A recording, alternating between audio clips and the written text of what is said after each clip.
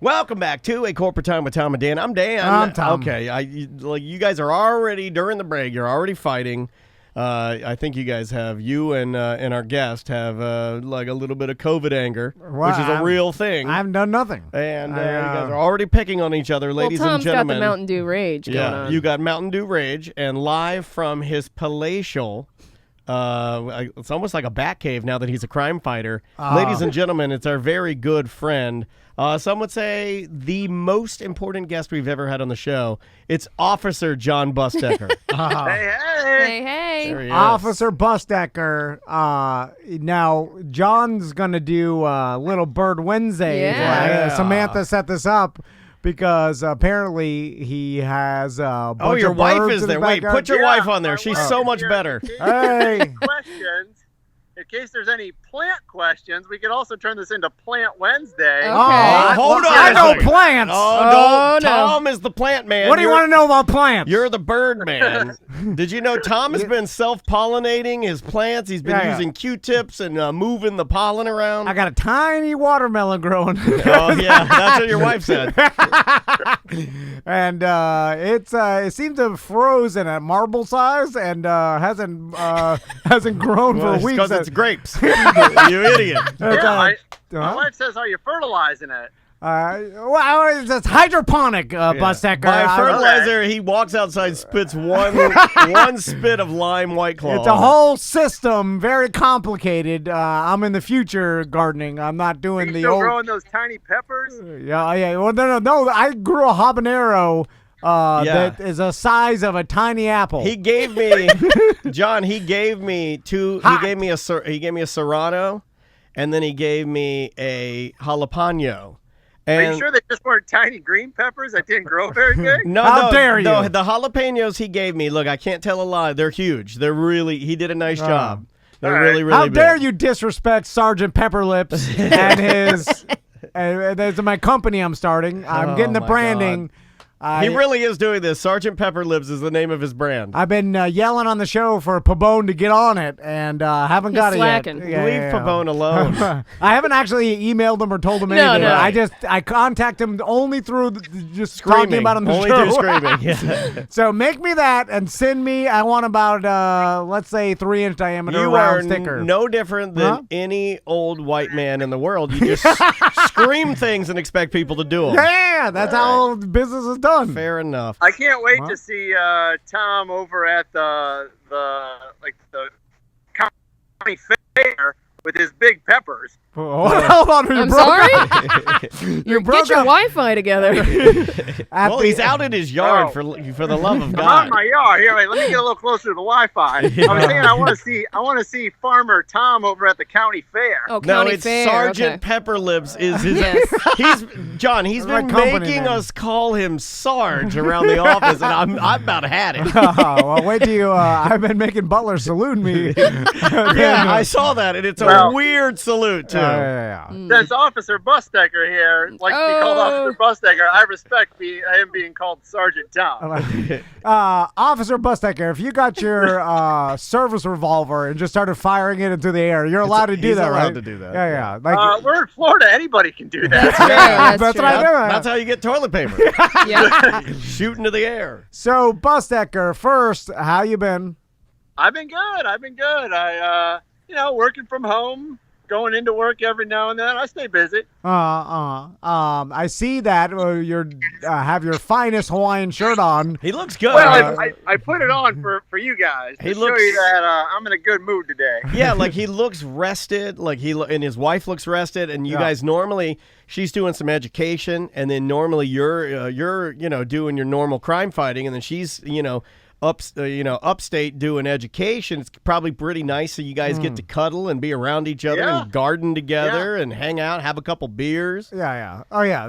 That's work. That's all I heard is working from home is putting on a Hawaiian shirt, having a couple beers. Hey, doesn't seem like much. I can wear Hawaiian shirts. I can wear them That's too. We're right. both cops. It doesn't seem like much work is getting done. All the people that I know working from home, they barely do a couple hours of work a day, if that. I'm like, well, Isn't this your regular? You're supposed to be working full time, right? I like And to they're live like, a little dangerously. I'll throw this out there right now, and I don't mind saying it. When I come home for lunch and I see my wife on a Zoom call, she's usually pooping. yeah. I don't mind throwing that out there. It doesn't seem like much work is getting done. Anyway, that's why I have forced my employees to come to work every day. That's You're right, working Sarge. more than ever. Yeah, you got it, Sarge. I'm sure I still do more work than you do, probably. Oh, I highly doubt that, Bustecker. You don't see all the. I add water to the fish tank. I tell Butler to look up things. That's about it. I talk on this black thing. Yeah, so, hey, Bustecker, we have a fish cam now. We have a fish tank in the studio. The cool thing about it is we've had it for about 8 weeks, and all we do is dump microbacteria into it and That's You it. fill the water. and fill it with water. It's literally just a chore. Apparently, the saltwater tanks are very particular. It takes a long time to get them ready. So we're still we'll get some fish in there. Yeah. Apparently, we're And gonna kill put, them good. we're gonna put some test clownfish in there. I guess Nemo Just go over to Lake Baldwin and grab some fish out of there and throw them in the tank. Oh, That's what we're gonna- stinky old fish. I yelled at Butler. I was like, "Go catch a bass and put it in our tank, so Yeah. we got something And to let's look at." salt its eyeballs out. It'll go crazy for about 15 minutes. It'll yeah. float, then it'll stink, and then we got to throw it away. Well, I mean, once it goes into that final mode of flopping, Yeah. you know where it's The flopping death about flop. every 15 seconds. Yeah. Then you just gently scoop it out with a Jimmy John's bag, and then you just go put it in the trash. Yeah. Fling it into the bushes. Yeah. Whoa! We got a bird on the. Oh, we had a bird. Oh, live bird. feeder. I think I yelled and scared it away. God damn it, Buzz. But what kind of bird watcher are you if you're screaming at your clients? When the bird comes down, don't scream, "Oh!" Just, That's a big old bird! what are you doing? so, since it's Bird Wednesday, Bustecker, tell us about your bird feeder. Let's look at this Yeah, thing. this thing's pretty Let's awesome. criticize it. Oh, All right. what do So we got? we'll start with the one on the window. Oh, I love your wife's Randolph Macon, but it's random naked shirt. Yeah, that's that's a shirt. fantastic. That's she likes to party. All right. So first off, we got the one on the window here. So Okay. this one, when I'm working, I can watch birds. You know what, man? I wanted to make fun of you so hard. I want one of those so bad. I think that thing's neat. So what is that? Just a suction cup, little tray with bird seed Yep. in it? Yeah, I'm gonna get one of those just for some Maisie. suction cups, Yeah. and you can sit there, watch them eat some seed while you're working on Is stuff. that just a soap dish you put in your tile shower? Oh, Sam throwing shade. Yeah, it does look like Spend a lot of soap time at dish. Home Depot Yeah. recently. You could put that in your bathroom and in your shower and put a pack of cigarettes and a lighter in it. I'm just saying. So what kind of birds do you see fly up to that thing every day? I see a lot of titmouses coming on. Oh, yeah. The old titmouse. That's what my wife calls me The old because titmouse. I'm little. So some mice get up in there, eat your beard. Eat your beans. Excuse me? You better eat your beans, brother. Eat your bird seed. Tom explodes into his Hulk Hogan beans impression, like whatever. He's like, "You better eat your beans, brother." No, a titmouse is a bird, not a mouse. Oh, Yeah. Hold on. A titmouse is a bird, It looks like a little blue jay. and a mouse tit is a mouse. Right. I thought a little. Didn't a comedian have a titmouse in their? That What might have is been Louis happening to your C.K. brain? There There's it is, Louis an C.K. episode of Curb Your Enthusiasm where he yells titmouse at a mouse. Oh yeah, there it is. Yeah. It's, Wow. That's where I got it from. It's TV, not real life. Larry David. Yeah, but you called him Louis C.K. I was like, And then that's you thought disrespectful. you called it Louis C.K. and you thought it was a mouse. in Larry David calls a tiny mouse a titmouse, not a bird anyway. So, what other birds you got there, Bustecker? We get some cardinals and some blue jays, and I got another bird feeder right here. Now this one is more the squirrel-proof one because every time a squirrel goes on it, it goes down and they can't eat the seed. So that's the expensive one. Ooh, I like that. What is that? Is that hanging from some fishing string? It's It's like a chain hanging from Okay. the branch, and then like I said, when the squirrel climbs down and it gets on here, pushes it right down, can't eat the can't eat the seed. Oh, I like that. Okay. I like that. Now, hey, here's another. I've been doing this a lot lately. I don't know what's happening. You're making me grumpy. I think it's your fault, Tom. But here's another hot take. Him having a bird feeder hanging out of his tree is not as trashy as you and Butler having those stag horns hanging from your tree. Those are trashy. Wait a minute. You think staghorns are trashy? Trash city. Well, he's got a little tiny one. That's a cute little. Tom's got one that looks like a giant ball of trash, just hanging from the tree. Why would anybody have staghorns? Do not look good. They how are dare big. you? Wait a minute. What about this one? Trash. Oh, that's a quality stag. That's trash. It's trash. You know what's funny is staghorns eat trash. You throw trash on the top of them, banana peels and apple cores. Yeah, and they'll take it. And then they eat it like that plant from. Feed me, Seymour. yeah. Soon they'll, you have to start Next thing you know, blood Steve in there. Martin, the dentist, is riding his motorcycle around your living room. So let's walk around your property, Bustecker, and make fun of it. Are you going to be judging my property? Of course. Yeah. And then telling me how I can make it better, I assume. well, let's have your wife talk about some of the plants you got. Okay. What do we got there? Well, here I'll hold the camera and she can talk. How about that? This is his wife, My Betty wife is Betty the- Bustecker. Yeah. All right, so we're going to take a little tour of our urban fruit orchard. Right here's a mango tree. Oh, you got a mango. Yeah. The squirrels have been eating all of our mangoes, and I yell at them a lot, curse words. Yeah, that's fine. That's what I would do. Behind it is a Barbados cherry tree. We've actually got some cherries on it right now. What kind of I'll show you cherry? the cherries. What kind of cherry tree is that, Tom? That's a sweet Barbados. Yeah, they're pretty good. Got a lot of these. This is a Jabba da Cabo tree. Jabba And da Cabo. He's a wide receiver from Mississippi. Yeah, but he's real fat, and he likes to and he chains women to him. We just watched that movie last night. There you go. Yeah, so this is Jabba da Cabo. There's bananas back here. Yeah, we got a banana tree over here. That's a typical banana bofana. Now, is it those mini super tart bananas like the Florida ones? Because those stink. I call those baby D's. Yeah. Like They are small bananas. they're not. You need the big old Chiquitas. Trust me. Have you seen how tall Buzz is? Oh, she got the big Chiquita. I know. He's a This tall is our man. peach tree right here. Got two of those. This is real life Animal Wow, Crossing. this you is got a way lot. better than your Yeah, garden. Your garden sucks, Tom. Yeah, I didn't realize The we had. Busteckers are doing it right. You Double got- bus. You got some actual real. They can fruit trees live there. off the land. What are you going to do? You give me some cilantro? How am I going to live off of that? The world is ending. There's zombie apocalypse. I'm stuffing cilantro in my mouth. I was like, how's that supposed to keep me alive? Here, wash it down with this big ass habanero. Yeah, it's like the worst salsa made well, ever. you've got some actual property. Yeah, Where'd you she's get that? got peaches and Barbados. Where'd you get that property? I don't got nothing. It's tiny. He lives in the hood. I don't even have a yard. I'll just sit out Yeah. on my balcony with a gun. I do concrete. kind of live. I don't live in the best part of town. Right. Oh, yeah. That's all right. The trade out is that you got some farmland. That's right. That's right. And you don't have to worry about your fruit getting stolen. Well, in the backyard at least. It'd be bad if you had a TV tree. We did find a dead possum in our backyard. Yeah, let's just say if you were growing Nintendo Switches, you'd have a problem. I mean, You did.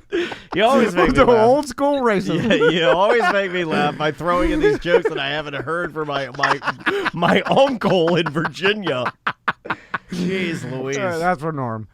So I didn't realize you had an actual awesome, It's really nice. huge fruit garden back there.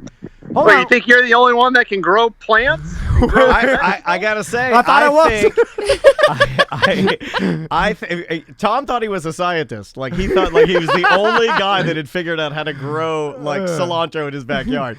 Now I think you guys should do a grow it all, make it all. Like I think you should take stuff like your tomatoes and whatever. If you want to make a salsa that you've made all your own, you can. And then Bustecker should get to make like a peach cobbler or something, all from. And then we have like a cook-off because he is we only have one peach right now, so it's going to be a small peach cobbler. That's fine, but he's a fan favorite. Everybody loves Bustecker. It's one peach, a lot of Jabba de Cabo. I didn't know what that is.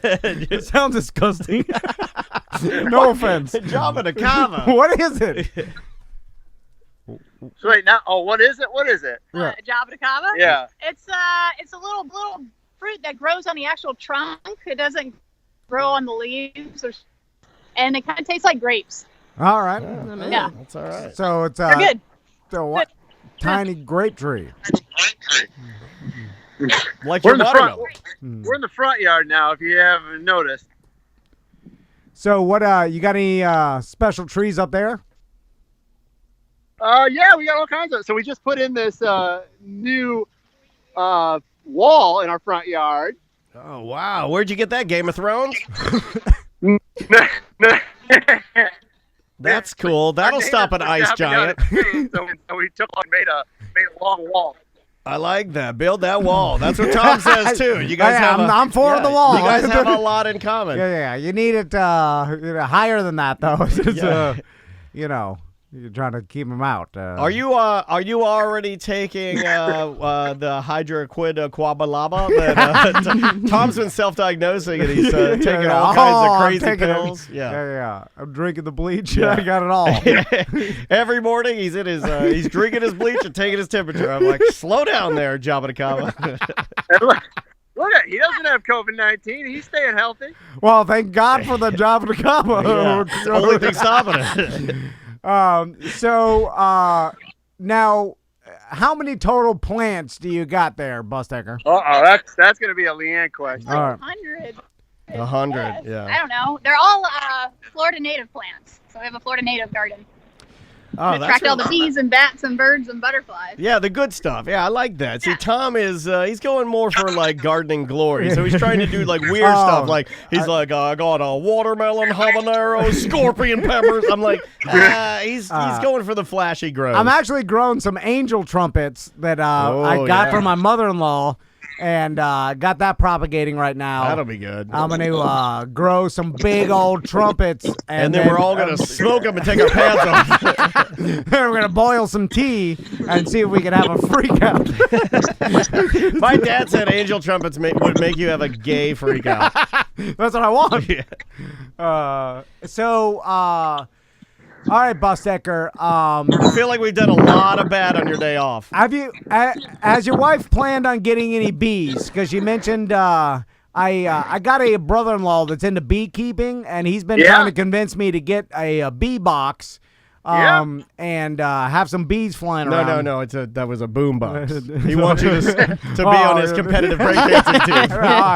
Misunderstood. Yeah, you could be Boogaloo I think Shrimp. my wife would love to have some bees. She wants to get some chickens back here. Ooh, that'll class it up real nice. Yeah, the chicken thing is can be problematic. The thing of the bees. Why don't you get ducks? The bees, it seems like they're very self-contained. They fly around and they steal all the pollen from around your neighborhood. They bring it back. They make the honey. You collect the honey. The chickens, they stink. They're loud. Doo-doo everywhere. They trash up your yard, and then they give you, an egg a day. And they always do that move that you see on YouTube where they're like chasing one of your dogs. Yeah. Because they're mad. You get a couple doo-doo eggs, and then it seems like the yield is not worth the pain in the ass of the chicken. The bees is like, they're contained in a box. They make some sweet, sweet honey. Yeah, and bees don't have kawakas, which is better because kawakas are gross. But you gotta know how to do the honey thing, right? Don't you have to take it out and put on that big bee suit and get that smoker thing?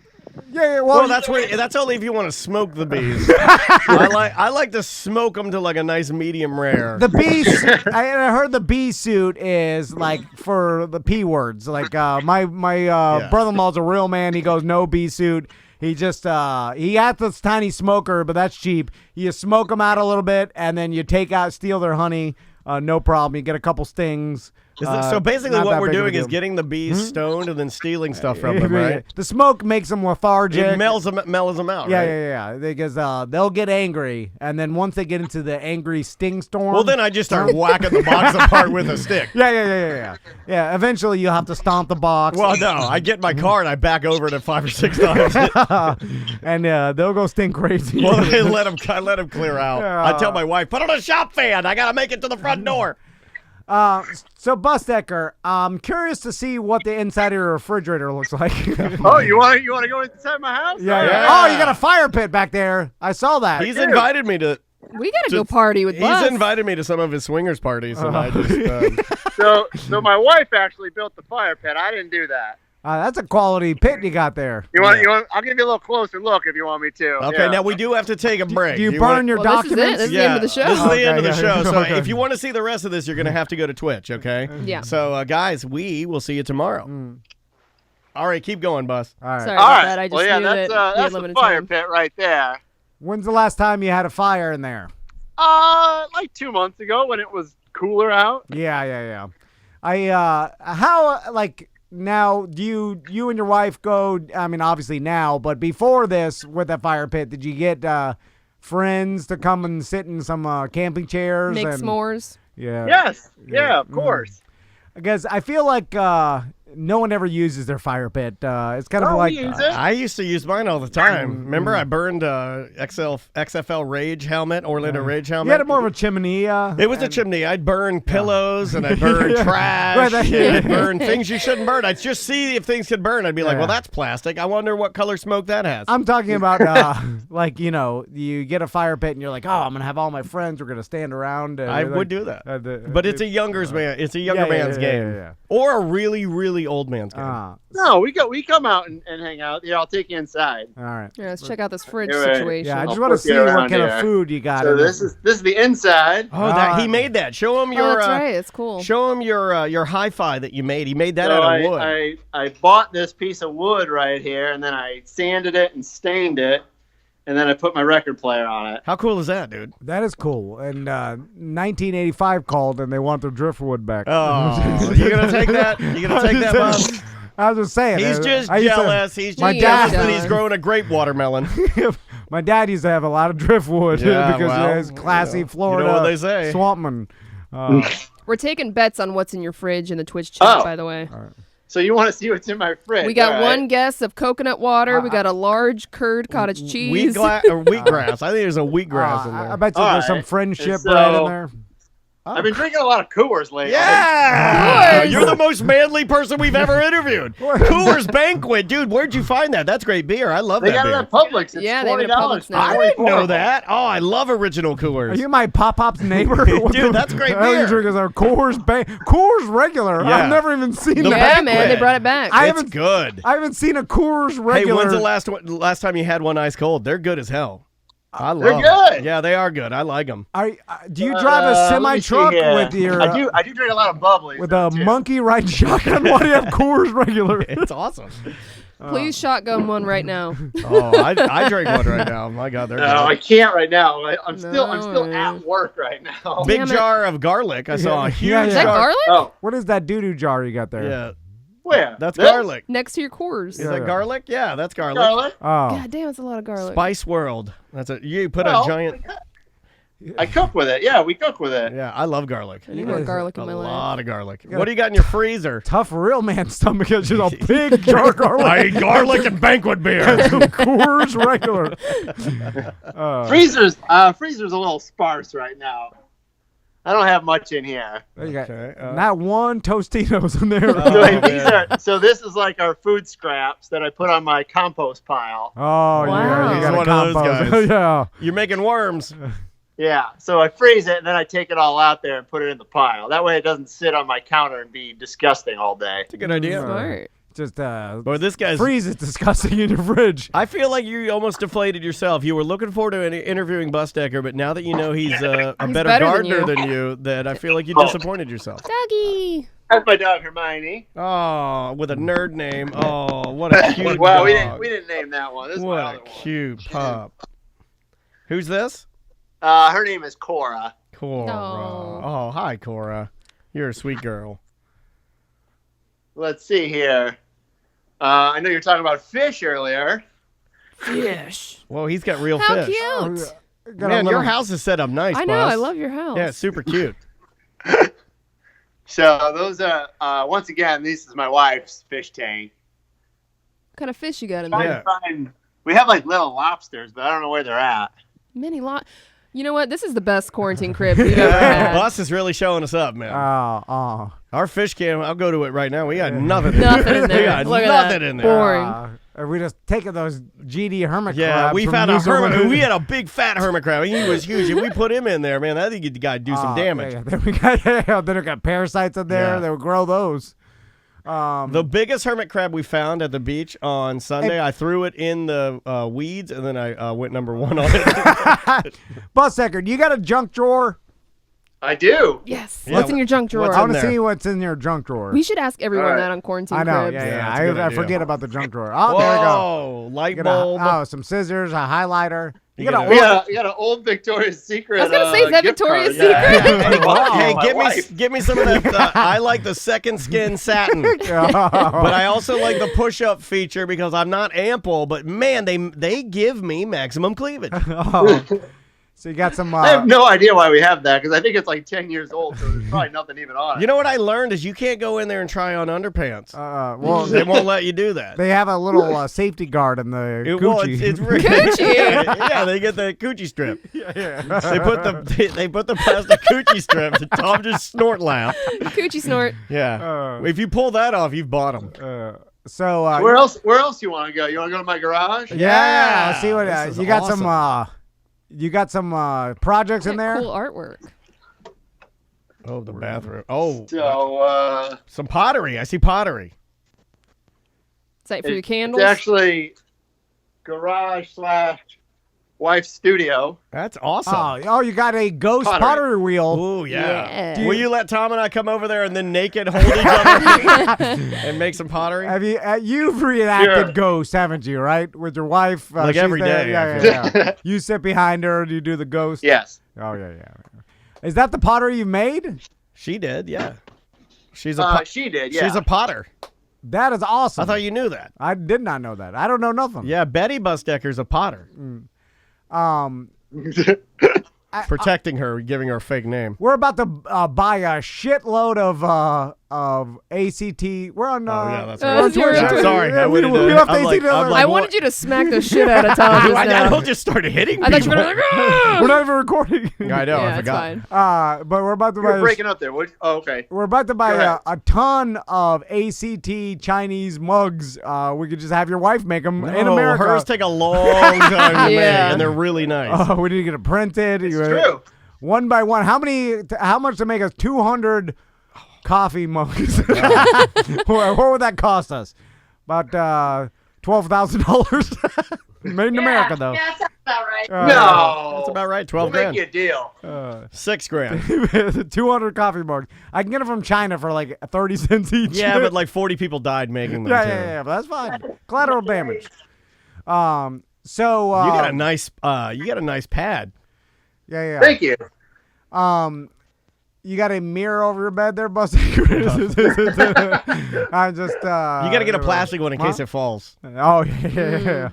That could be messy, right? I was very disturbed when I realized that my parents had that. Yeah. I That means at some point while smoking a joint, your dad looked up and saw the top of your mom's head. Come on. I'm just saying. I mean, I know. it did Why not do you have happen, to but say it? he's looking up Don't and he, say it out loud. and he I know. poofs the smoke up, and then Yeah. all you see is just, He likes smoking joints too, so I know that happened. Well, I did that in Jamaica. I bet we were my at wife. a bus. We were at Hedonism, and they had a mirror on the ceiling. And I would lay there naked smoking a joint, and then I would be able to give myself an erection just staring at myself. It's a talent. It's a talent. like every it's time- like gardening. Every time Buster talks, he's like, "I should not talk to them I should anymore." never talk to them. I haven't let it. I could hear your wife in the background going, "Get off! Just, He's a better person than all just of say us. you have cellular problems." the cops aren't gonna like this. But do you think they would? Because the cops are the cops that I know, the dirtiest We have guys. tons of cops that listen to the show. I And see they're them all. above the law, They so love. they can say whatever they want and do whatever they want. That's what I thought. And so That's why you and I can't be cops or firefighters. Oh no. Bad. I mean, it would be hard for me as a cop to not walk into like a Subway and then they give me a free sandwich and then I hold it up and just blow a hole in it with my service revolver. Immediately, like literally, day one out of the academy, I'd go corrupt. I try to find whoever was the most corrupt in the station, and then like work under them and gain their trust because you can't have the nerdy ones narking you. No. You gotta build a system of corruption. And that airtight. That's how I know it. But Yeah. you got to start as their intern. I was an intern once. I know how it all works. You get their coffee. We're always and looking. hot We're sauce. always looking for deputies if you want to try. Can Yeah, we yeah. be But, like, I just too many wanna- body cams. I Yeah. missed the sweets. The sweet spot was in the 90s. You get free subs and you let teens go, then make your subs. Yeah. And they're DUI crazy. Yeah, you I've swipe seen it. somebody's beer. You're like, you're underage drinking. You just put it in the back of your squad car. You take it home. Yeah, I talked to our BDM cops nowadays, and he said with the body cams, you can't get away with nothing. You can't do nothing. Can't you just put a Post-it note over it? Yeah. That's what I thought. That's like my laptop That's what at I home. do here. Yeah. I mean, at home. I guess there's like the alarm that goes off or something. They like monitor. the Post-it note. Then you can't even whack someone anymore With an asp. Yeah. Well, Bus, hey, thanks for the time and for letting us tour your house for Quarantine Cribs. Yeah. I'm glad I could show you the house and the bird feeders and all the plants. And we got a double bus decker. We got Mrs. Bus Decker as well. I don't know where she went. Put She us left. down for. She left you. Well, she probably called the cops. Disgusted by your talk. Put us down for 200 mugs. Put it order for 200 mugs. We'll get you the artwork. I don't know exactly how you'll print the outside of them, but we'll figure that part out. Maybe hand painted. Can Oof, that's going to be pricey. I borrow some clippings from your wife's garden? Are you serious? Or are you making fun He's of me? actually being serious. I like to get the clippings and then propagate them myself and then grow them in my own garden. So Okay. Are you just becoming a prepper? no, I'm not prepping for anything. It's just my my new hobby that calms me down in the afternoons when I'm higher than Chong. Okay. Does your wife partake in any THC? Because gardening's way better when you're stony baloney. Yeah. It's almost the only reason I do it. Takes you like 3 hours to make one cut. Yeah. I just wander around with my scissors and I make my little cuts. Yeah, and you're I, like a really special needs Edward Scissorhands. by the time I get to one side of my yard, I forgot why I even walked Yeah, over you're there. like, what are these scissors doing here? Then I walk back and I forget. I just walk around forgetting. It's a forgetful scissor man. It's like gardening Dory.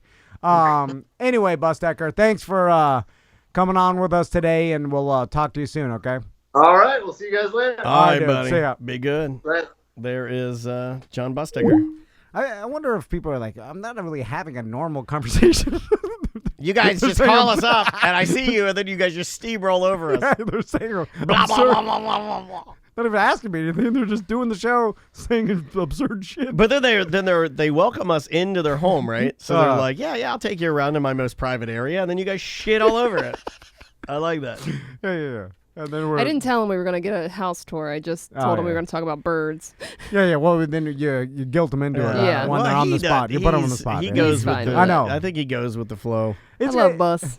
He's the best, Bus Decker, I'm telling you, he's the most normal person I've ever met. Where He's I'm like, the nicest, coolest guy I know. I'm still with Sam. There's something wrong. No, that's Yeah, Tom. I think he's like Jesus. No, there's something wrong. Yeah. There's a hidden dark. something. He stomps them, or he gets them stomped. Yeah, something he's happens. a stomper. I feel like. Yeah. Gets There's something. kicked right into his throat. Yeah. oh my God! Yeah. I'm bleeding. Like something Like bad. I feel like if he took off his shirt, there'd be scars everywhere. Yeah, you know, everywhere. Something like Or like he has those holes in hiding his back, scars. like those. the hooks. Those hook people do. Yeah, You know, yeah. They're like, oh my god, man, pleasure, pain. I can't. Yeah. You know, you just never experienced an orgasm until you've been hanging from fish hooks and fucking pissing into a gothic fish tank. Or something. I'm like, what the fuck is wrong with you? There's something. I hang from my dreadlocks and my fish hooks. I'm like, okay. Is it possible he's just a regular nice guy that? No such thing. Yeah. Can't And his be. wife, super intelligent, super creative, super smart, yeah. and actually is a potter. Like she makes like actual beautiful pottery that you can purchase. Yeah. And do they have like a normal relationship? Yes. A Yeah, normal man. loving And relationship? they can be apart with no codependency. like she's not They're yelling kind at of the him. greatest people on earth. Yeah. No. Because she was. They He ride used to be in a bikes. punk band. Yeah, they ride bikes. See, that's what I'm they're like, good how can it people. be They're normal? sustainable people. They're good for the earth. They're good friends. Yeah. Like he's not going to, He's one of those betray guys that could you. have one beer, and that's it. Yeah, God, I got that beer. I got that. We need him to be our life coach. Doesn't even seem like a real person. One beer. Yeah. What are you doing? What's wrong with you? Yeah, what is that for? Yeah, well, that's your warm-up beer. Yeah. Do you guys want to do another segment, or Oh Yeah, yeah. oh, yeah, now we're just sorry. bullshitting? Okay. You're right. Whether we're wasting, I know. I'm looking at we're the. wasting time. What are we doing now? We can start Tuesday. Thursday. Oh yeah, Thursday. Tuesday. Jesus Christ. Welcome to another A Corporate Time with Tom and Dan. I'm Dan. I'm Tom. Samantha, our producers here. Hello, Sam. Hi. What does your shirt say? Oh, it is Fake Problems, which is a pop punk band. A pop punk band. Yes. Familiar. What to plug? TomandDan.com for all things Tom and Dan. Snacks and merch. We will have hopefully some Father's Day stuff coming out very, very soon. Yep, it's in production now. Yep, keep your eyes peeled for that. To the BDMs and all BDMs that have continued to subscribe or maybe even kicked your BDM love meter percentage up a little bit, we certainly do appreciate that. It helps us out. Yep. Helps company out, and buying merch helps out our merch manager, Eric, who is a wonderful guy. I did something yesterday that I wanted to just kind of walk you guys through that is like new for everybody. I went and got my teeth cleaned. Now, I know that getting your teeth cleaned is not new, but in a post-COVID or during this COVID life we're living, this new normal as everybody calls it, which I dislike. Yeah. I hate all phrases that Yeah. have to do with this whole Me BS. too. I hate the Like, I hate just the social word, distance yeah. and not COVID. that I hate. Not that I hate doing it. I'm just saying You'll do I it. hate hearing about I it. hate hearing it. I Yeah, don't I want to hate talk all about the it. buzzwords. Whatever. We get it. We'll do it. Yeah, if Shut up about it. Yeah, Oh I'm my with God. it. I mean, Yeah, it's like, yeah, look, I'm just done with yeah, it. it's an easy thing to do. But so I go to my dentist office, and I didn't really know what to expect. But I had all the stuff that you would normally carry. I've got my mask if need be, and other stuff. When I get up there, they have a little kiosk outside, and I think we're gonna kind of go into more of this sort of stuff. But they gave me a pen that I would sign like this, basically adopting the new rules. I'm like, sure, that's no big deal. Makes it easy for you. And you just initial with X's. Then they have another bin where you put your pen.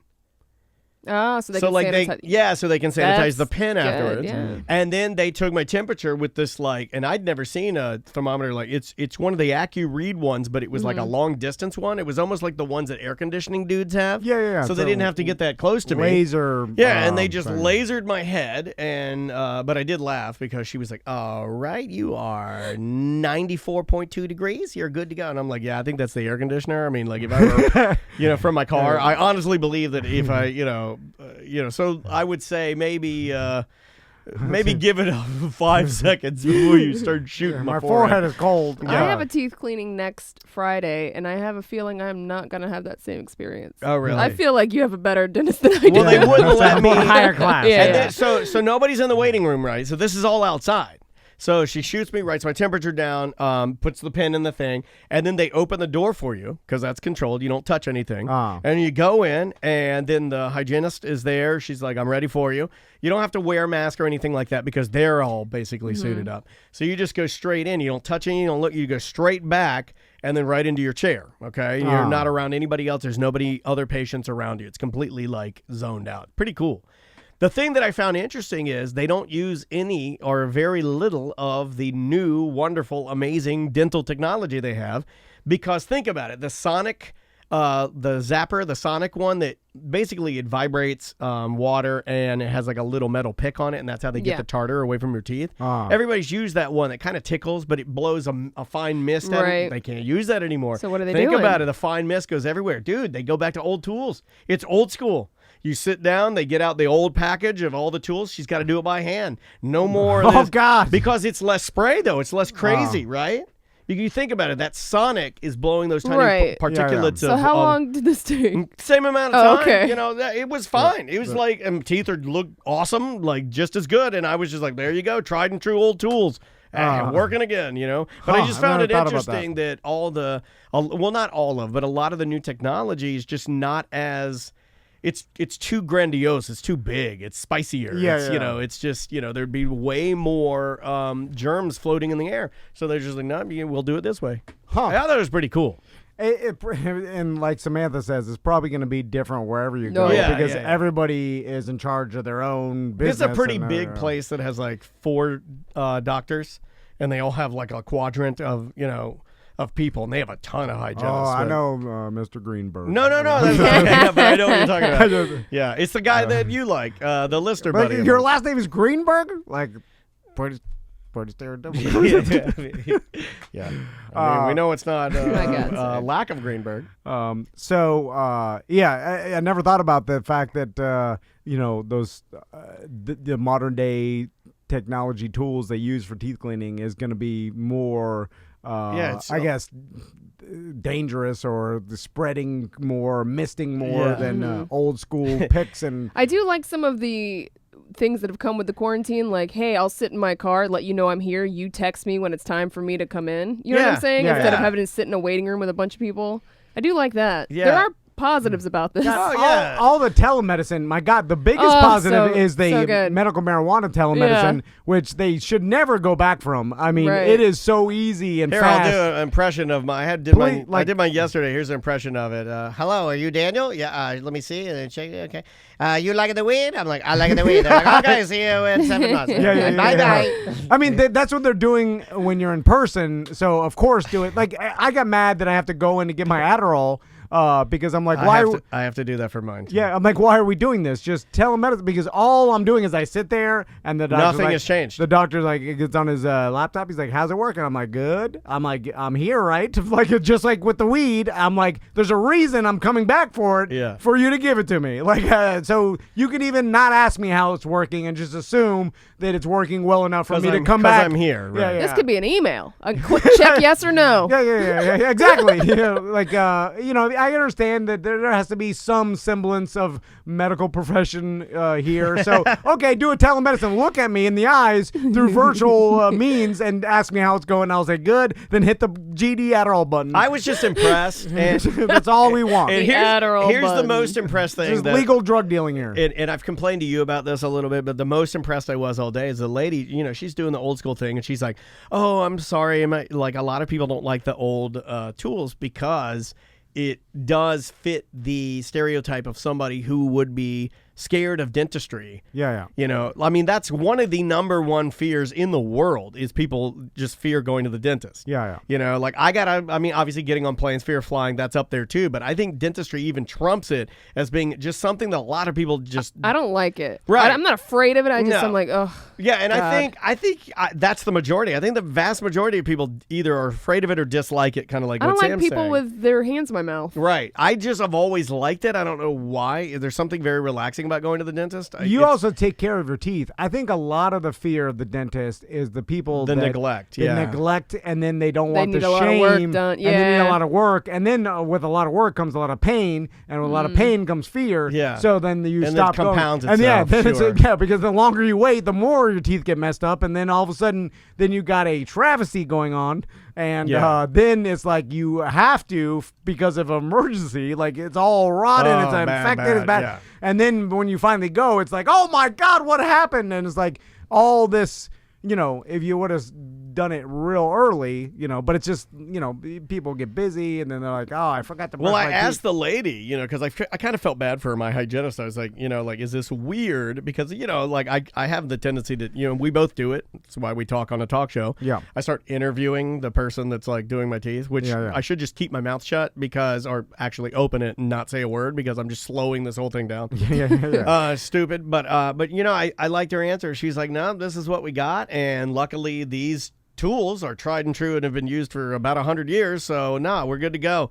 No big deal. And I liked her attitude. I thought it was very positive, and it actually made the entire visit really, really good. We need to talk to a dental hygienist in That's a hard job, man. Like a weird job or something. But you see some bad stuff. Yeah, but I want to find out, okay, they're trained to clean teeth, they do it all the time. Could they clean their own teeth just as efficiently?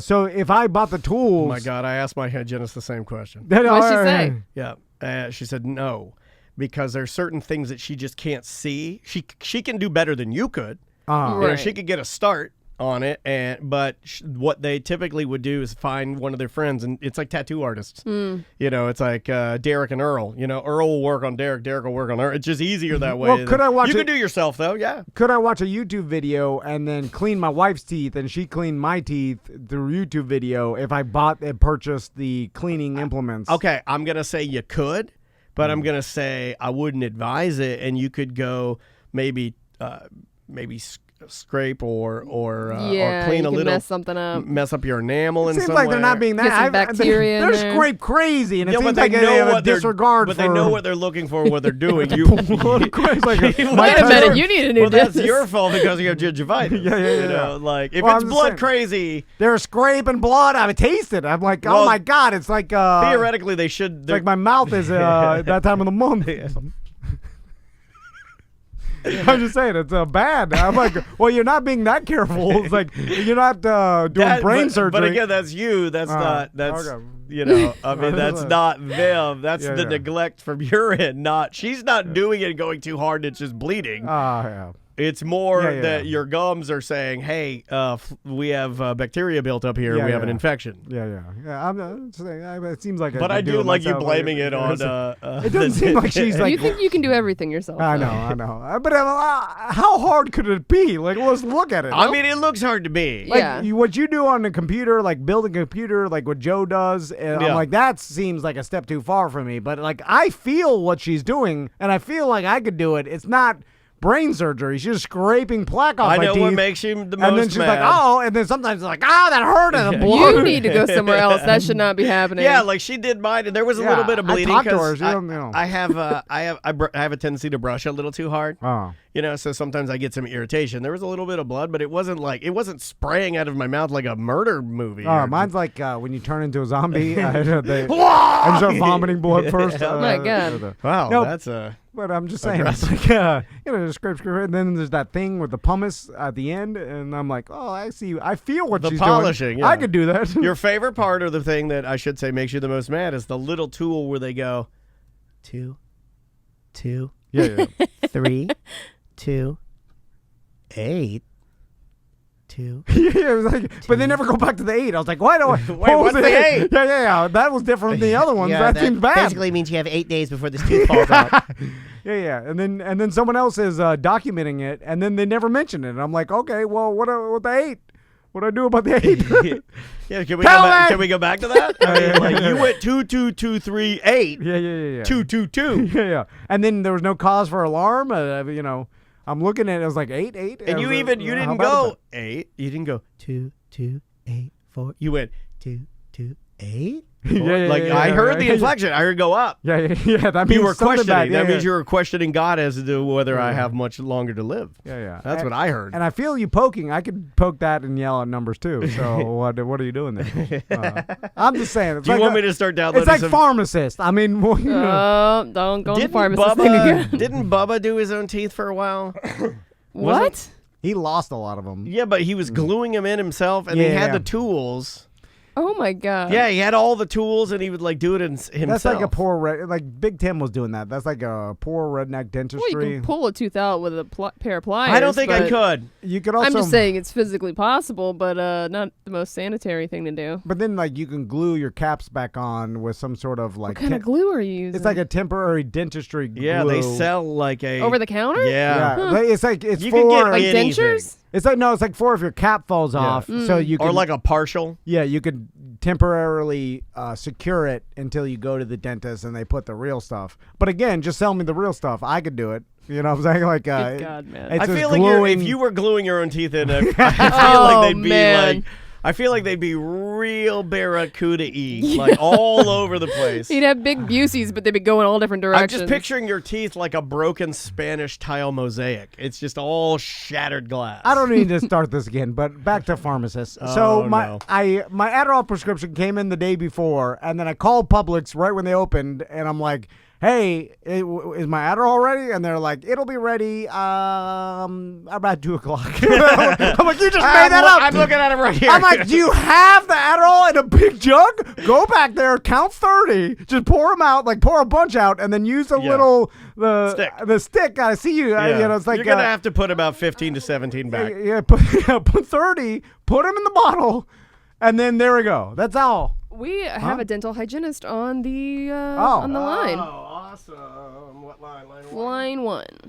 Hey there, dental hygienist. What name would you like for us to use for you? So I will go by Stacy, but you guys are very good friends with my bestie, Tracy. Yeah, this is A why I call lovely Tracy's party friend. pet BDM. Yes. Oh, okay, awesome. So you're a party hygienist. I know about you guys. So you're Stacy friends with Tracy, party I know what hygienist. that means. Yeah. Things getting racy. Yeah. So let's talk. Let's just say when you swish, you don't spit. Let's talk about dental hygiene here and cleaning teeth. So I really enjoyed it. I had a good first COVID experience. is Daniel right? And now you have to go to old school technology because the new school missed the COVID in your eyes? So I will say I'm in Pennsylvania, and we're not even allowed to go back yet. Oh, yeah. I think that's most states, but Florida, Yeah, Florida, you know, we do it. we're Oh, crazy. We got old Yeah. Trumpy DeSantos. We're Your back at it. rules don't apply. But no, it's going to be very interesting. Yeah, there will be some old school stuff, and but don't worry, your head will still be laying down by our booth. That's good. Yeah, see, she knows. Hey. Party hygienist. So party hygienist, you know that when I'm laying there and I've got the Oakley razor blades on circa 89, Yeah. you know that out of the right side of my eye, I am beelining directly down your veterinarian scrubs. And I'm looking right at your freckle canyon, and I'm taking as many mind photos as humanly They're possible. extra freckly because you were out on the pontoon boat partying. Yeah, you were out the at weekend. Disappearing Island, so you got a few extra brownos. Yeah. And I'm taking We them don't in. care. We don't care about that. We just don't like you staring like directly in our eyes because that freaks us out because we see that. So as long as we don't see you looking, Yeah. we're totally fine. And you know when you bend over to get my goodie bag of floss and a couple brushes and some of those, the threaders and stuff like that, when you bend over, I look and I check for panty lines of those scrub pants. I was See, just Butler gonna say, laughs. He but knows. You'll never see panty lines with my scrub. Oh, I know, baby. Oh, my God. Party hygienist. Party hygienist, cleaning teeth. Stacy, do you often feel all hygienists? I feel like you just clean some disgusto person's mouth that obviously hasn't brushed or done anything, right? And then you go over and you give them the pack that you get from Crest or whatever. And I feel The like free stuff of it's got all kinds of coupons in there. I feel like it's like giving an apple to Big Tim at his yearly checkup. Is like you're just wasting it, right? Like you're giving it to you're giving it to the person you just cleaned their disgusting mouth. You know they're not going to use it. Just save it. Like don't be like I'd give this to you, but we all know You could elect to decline.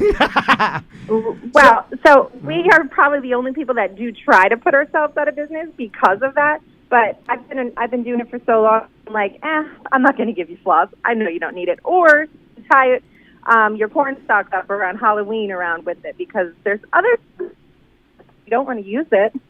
Oh, like other uses for floss? You can give it away to kids, at Halloween time. So, Stacy, let's get down to it. When it comes to cleaning teeth, could you teach me how to do it 2 weeks. in a couple weeks, and then I do it to myself? No, you get to clean Butler's teeth. We'll do it on the show. Or I'll do Butler's teeth or my wife's or whatever, and then she'll. No, your wife's teeth are way too small. Yeah, they're dolphin teeth. That's like dealing with miniatures. It's like, you don't want to do that. It's like painting, the Declaration of Independence on a rice grain. Yeah, it's like you don't want to do that. Like you have Lego teeth.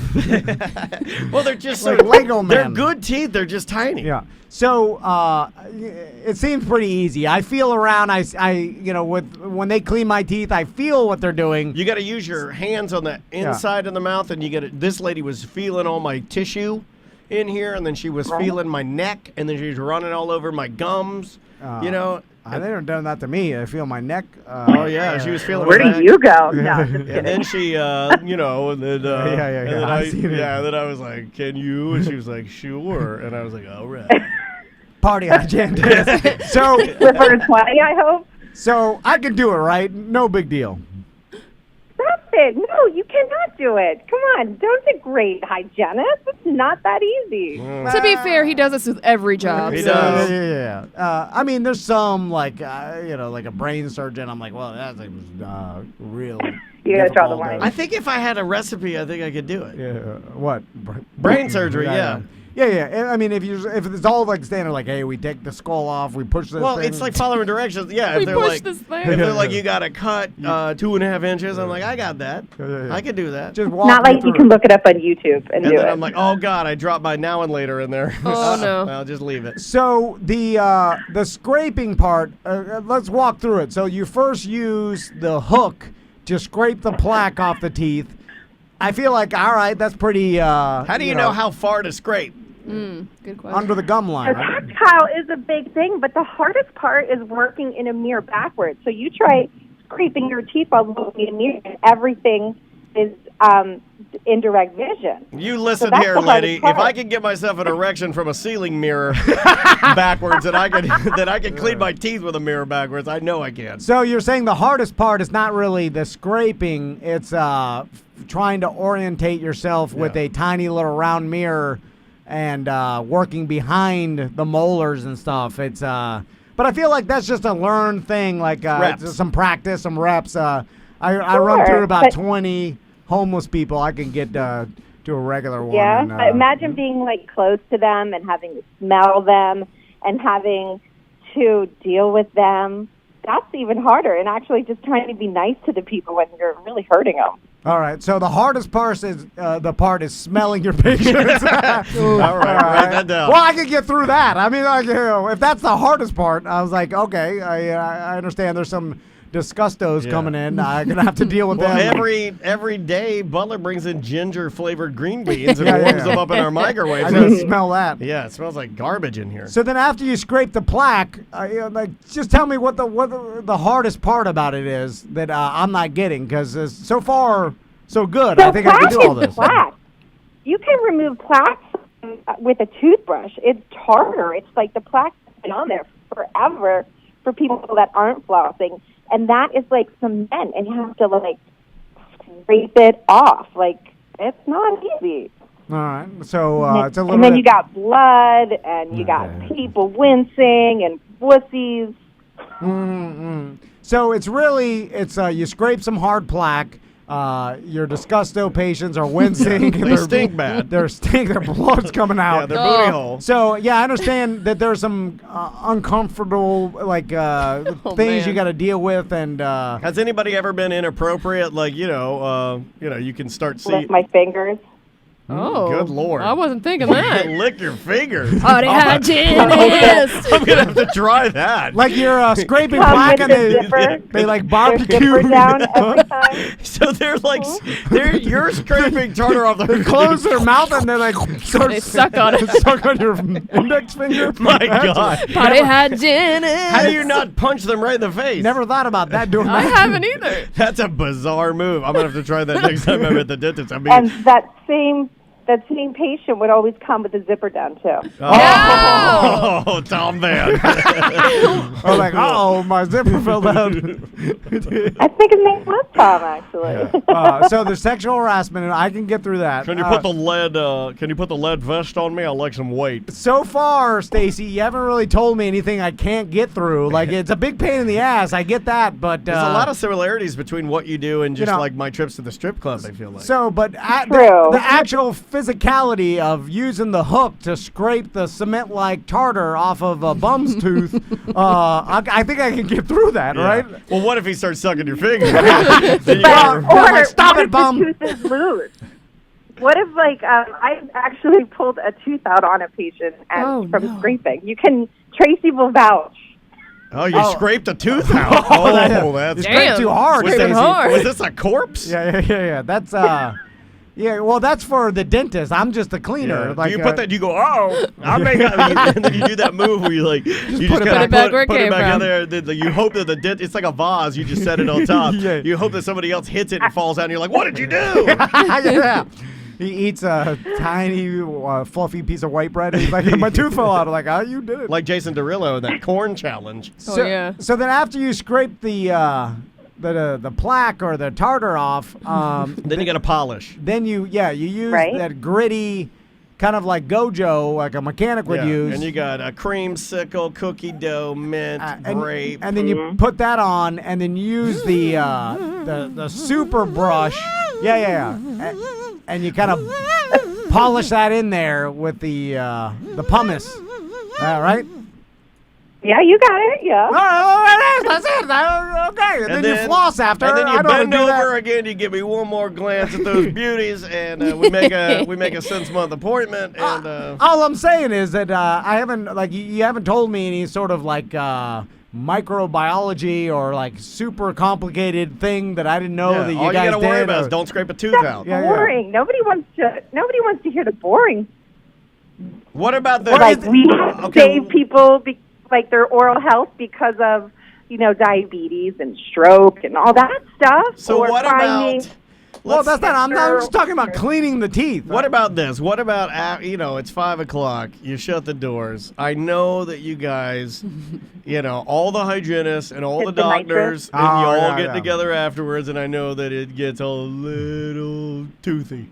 Stacy, is there any truth behind people being more sensitive to nitrous? Because I think I'm one of those people. Because every time I get nitrous, I literally think that I die and I'm reliving the last 15 seconds of my life, and it's going in a rotation, and I feel dead. And then when I come out of it, I'm like, I think I'm in a different life now. Like, something really bad happens to me. Like, I really you called me one time on it. It was weird. And like the hygienist licked your fingers? No, it's oh my God. It's like it goes, and then I'm like, I'm reliving the last 15 seconds of my life. It's like a weird thing. It's anxiety, bro. Are people more sensitive to it? I would say most people are pretty zen with it. It chills them out, but there's some patients that, even if I put them on the slightest little bit, and I have this really nice big guy, and the slightest little bit, he is a laughing fool. But I would say most people are just pretty chill with it. I've never had it legally, at a dentalist appointment. Well, so I'm chill when I'm thinking I'm dead. I'm just sitting there, I'm just paralyzed in fear because I am like, does everybody go through this? Does everybody think they've died 15,000 times in a row? I just like the feeling. I like the... Oh, it's a great feeling. Yeah, the feeling is good, and I'll just kind of relax. So you guys get nitrous when you have your teeth cleaned? No, we're on it right now, though. We do it during the entire show. I used to have this BDM doctor that he gave me nitrous anytime I wanted it, even with the cleaning. Yeah. Then he asked for cocaine from me one time. And we called him Professor Smiles. And then he was rubbing my wife's teeth one time, and she was like, who'd you send me to? I'm like, hey, he's a monster listener. Yeah. His name is Professor Smiles. Quirks. I said BDM, but this is way long time ago. Yeah, this was a monster listener. Yeah. All right, Stacy. Hey, keep putting them out there and not wearing panties. I feel like I should just go to work now because my work box, and it's really easy for anybody to do. Oh, Thanks, guys. Here's the thing. Everybody thinks I'm like throwing shade at them when I say their job is he like, just easy thinks to he's do. really, really talented. No, I'm trying to find like just She tell had to me. do extra schooling to learn how to do this career. Yeah. And you think you could just Can learn you in a give day? anesthesia? Can you like give someone an injection? I mean, No, I could give my wife a hot beef. Like not the hot easy one. I mean, I see the dentist. He pinches my cheek. He's jamming it in there crazy. He's like, while he puts and the it tastes needle like in. oranges. And so he injects my gums, and then he goes, and then that's it. I'm like, well, I could probably do that after And 2 then weeks, right? and then I feel like I have puffy doesn't lips, but I don't really have Yeah. puffy lips. Right. And then And I he's do like, that move like I did as a kid. Like, hey, my name's Fatty. You know, like that. then he comes back and now the dentist is one step too far. I'm just saying the cleaning. I just feel like now I'm sure there's things that you have experience that I couldn't do, but the actual, scraping, then the pumicing, it just seems like they're pretty easy. Yeah. Well, thank you, Stacy. Thanks, guys. We'll talk Have to a you great day. soon. Party hygiene. Yeah, I mean, like you could say like I could do your job. Of course you could. If it was just standing here saying absurd stuff. Yeah, that's true. Idiotic stuff. Anybody can do this. Yeah. I mean, that is absolutely true. I mean, it's nice to have a dental hygienist call. Yeah. You know? There's an ongoing joke that a lot of people find pretty funny that I'm actually mentally handicapped. And, Dental there are. so of course anybody could do I've this. never had a man hygienist. Have you ever had a man? I've seen them in the office, but I never get the I've never man. had Because it's not fair that Maybe bigger hands. we as heterosexual men get the cute hygienist. I mean, that's been like a thing. That's a stereotype. It's not fair that we get it and you don't. You should get one, right? It seems You should be able to get like a cute like dental boy. But he's got to have little hands then. yeah. I don't want big, meaty hands going in my No, I don't think you're probably right. I don't think you could. I think that would hinder you. Yeah. Although there's a lot of male dentists. Yeah, Yeah. but they're not. They're using X-rays and stuff Right. like that. My dentist, he only comes in to like basically look at it and say, "Oh yeah, they're beautiful. This is great. This is great." Okay, hey, we'll see you back here. Honestly, it's probably an industry that is like the culture of it has for a lot of years been like male dentists. The hygienists are female. Well, right? it's like doctors and then the Yeah, nurses. yeah, are the nursing, female. yeah. It's probably like just hard to break that over Let's start hundreds breaking of it. years. I like a female You everything. can be a dental hygienist and change history. I Oh, want I could- female everything though. That's what I Oh, like. I forgot to ask her how much she makes. It's Well, not we Weird Job weren't doing Wednesday. weird job. I know, but We were what doing. do you think they make? We were Tracy doing might know. party hygienist Thursdays. Potty hygienist. Oh, I bet she parties like crazy. Yeah. Like a hygienist, what are they pulling in? Like 50 a year? Or more. Yeah. You think that much? Yeah, or- and you might be in like, and you could work your way up to being like the lead of all of them, or something like that. yeah. We got to take a break. All right. Take a quick one. We'll come back with more A Corporate Time with Tom and Dan right after this. Welcome back to A Corporate Time with Tom and Dan. I'm Dan. I'm Tom. Let's jump into some of the emails that we received from listeners. show@tomandan.com. That's the email address. Drop us a line, and we'll do our best to try and answer your questions. Samantha, what do you got in the old Okay, guess well, stack of I believe you garbage? talked about this on the Friday Free Show, kid makeup. Yes. I just heard the segment about May potentially wearing makeup and wanted to share what a friend of mine did with his daughter. Instead of makeup, they got her all types of essential oils and mineral creams that are nothing but 100% natural, and some are applied like makeup, some shimmer, I don't know. With her imagination, she can put makeup on like mommy, but not damage her growing skin and learn proper health and skincare. They had a lot of success, so I thought I'd share. That's not a bad idea, although I don't want her to fall into that trap that almost all women do, minus you, Sam. You're like the only one I haven't seen that has fallen into the essential oil trap. Yeah, well, I don't wear makeup or like essential oils or perfumes No, or but anything. like I'm not very girly. Okay, I have a lot of like weird like theories, and I toss them out there, and then you guys look at me like I'm stupid. But then you start to see the writing on the wall, and you realize that I'm kind of correct on things, such as Or actually stupid. or stupid. Yeah, it can go either way. That's All the right. beauty. That's the fun part. Yeah. But sewing machine in a box has been a running joke on this program about how I say every woman at some point in her life will ask for a sewing machine. She will receive leave it, it'll stay in the box and never be used. And then it'll sit in the garage or the attic or some closet. That's just true. In fact, hundreds of listeners have been sending me photos of their wife's sewing machine in a box.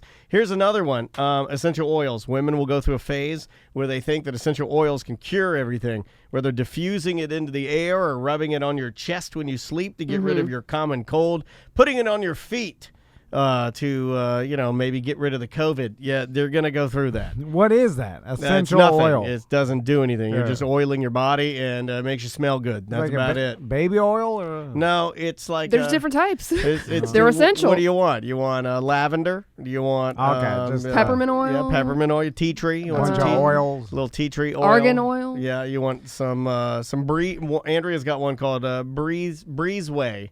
And you put Breezeway in there. It's supposed to help with your nasal passages. Yeah, I need that. I think all it does is just make things smell good. I don't think there's really any science behind essential oils doing anything. No.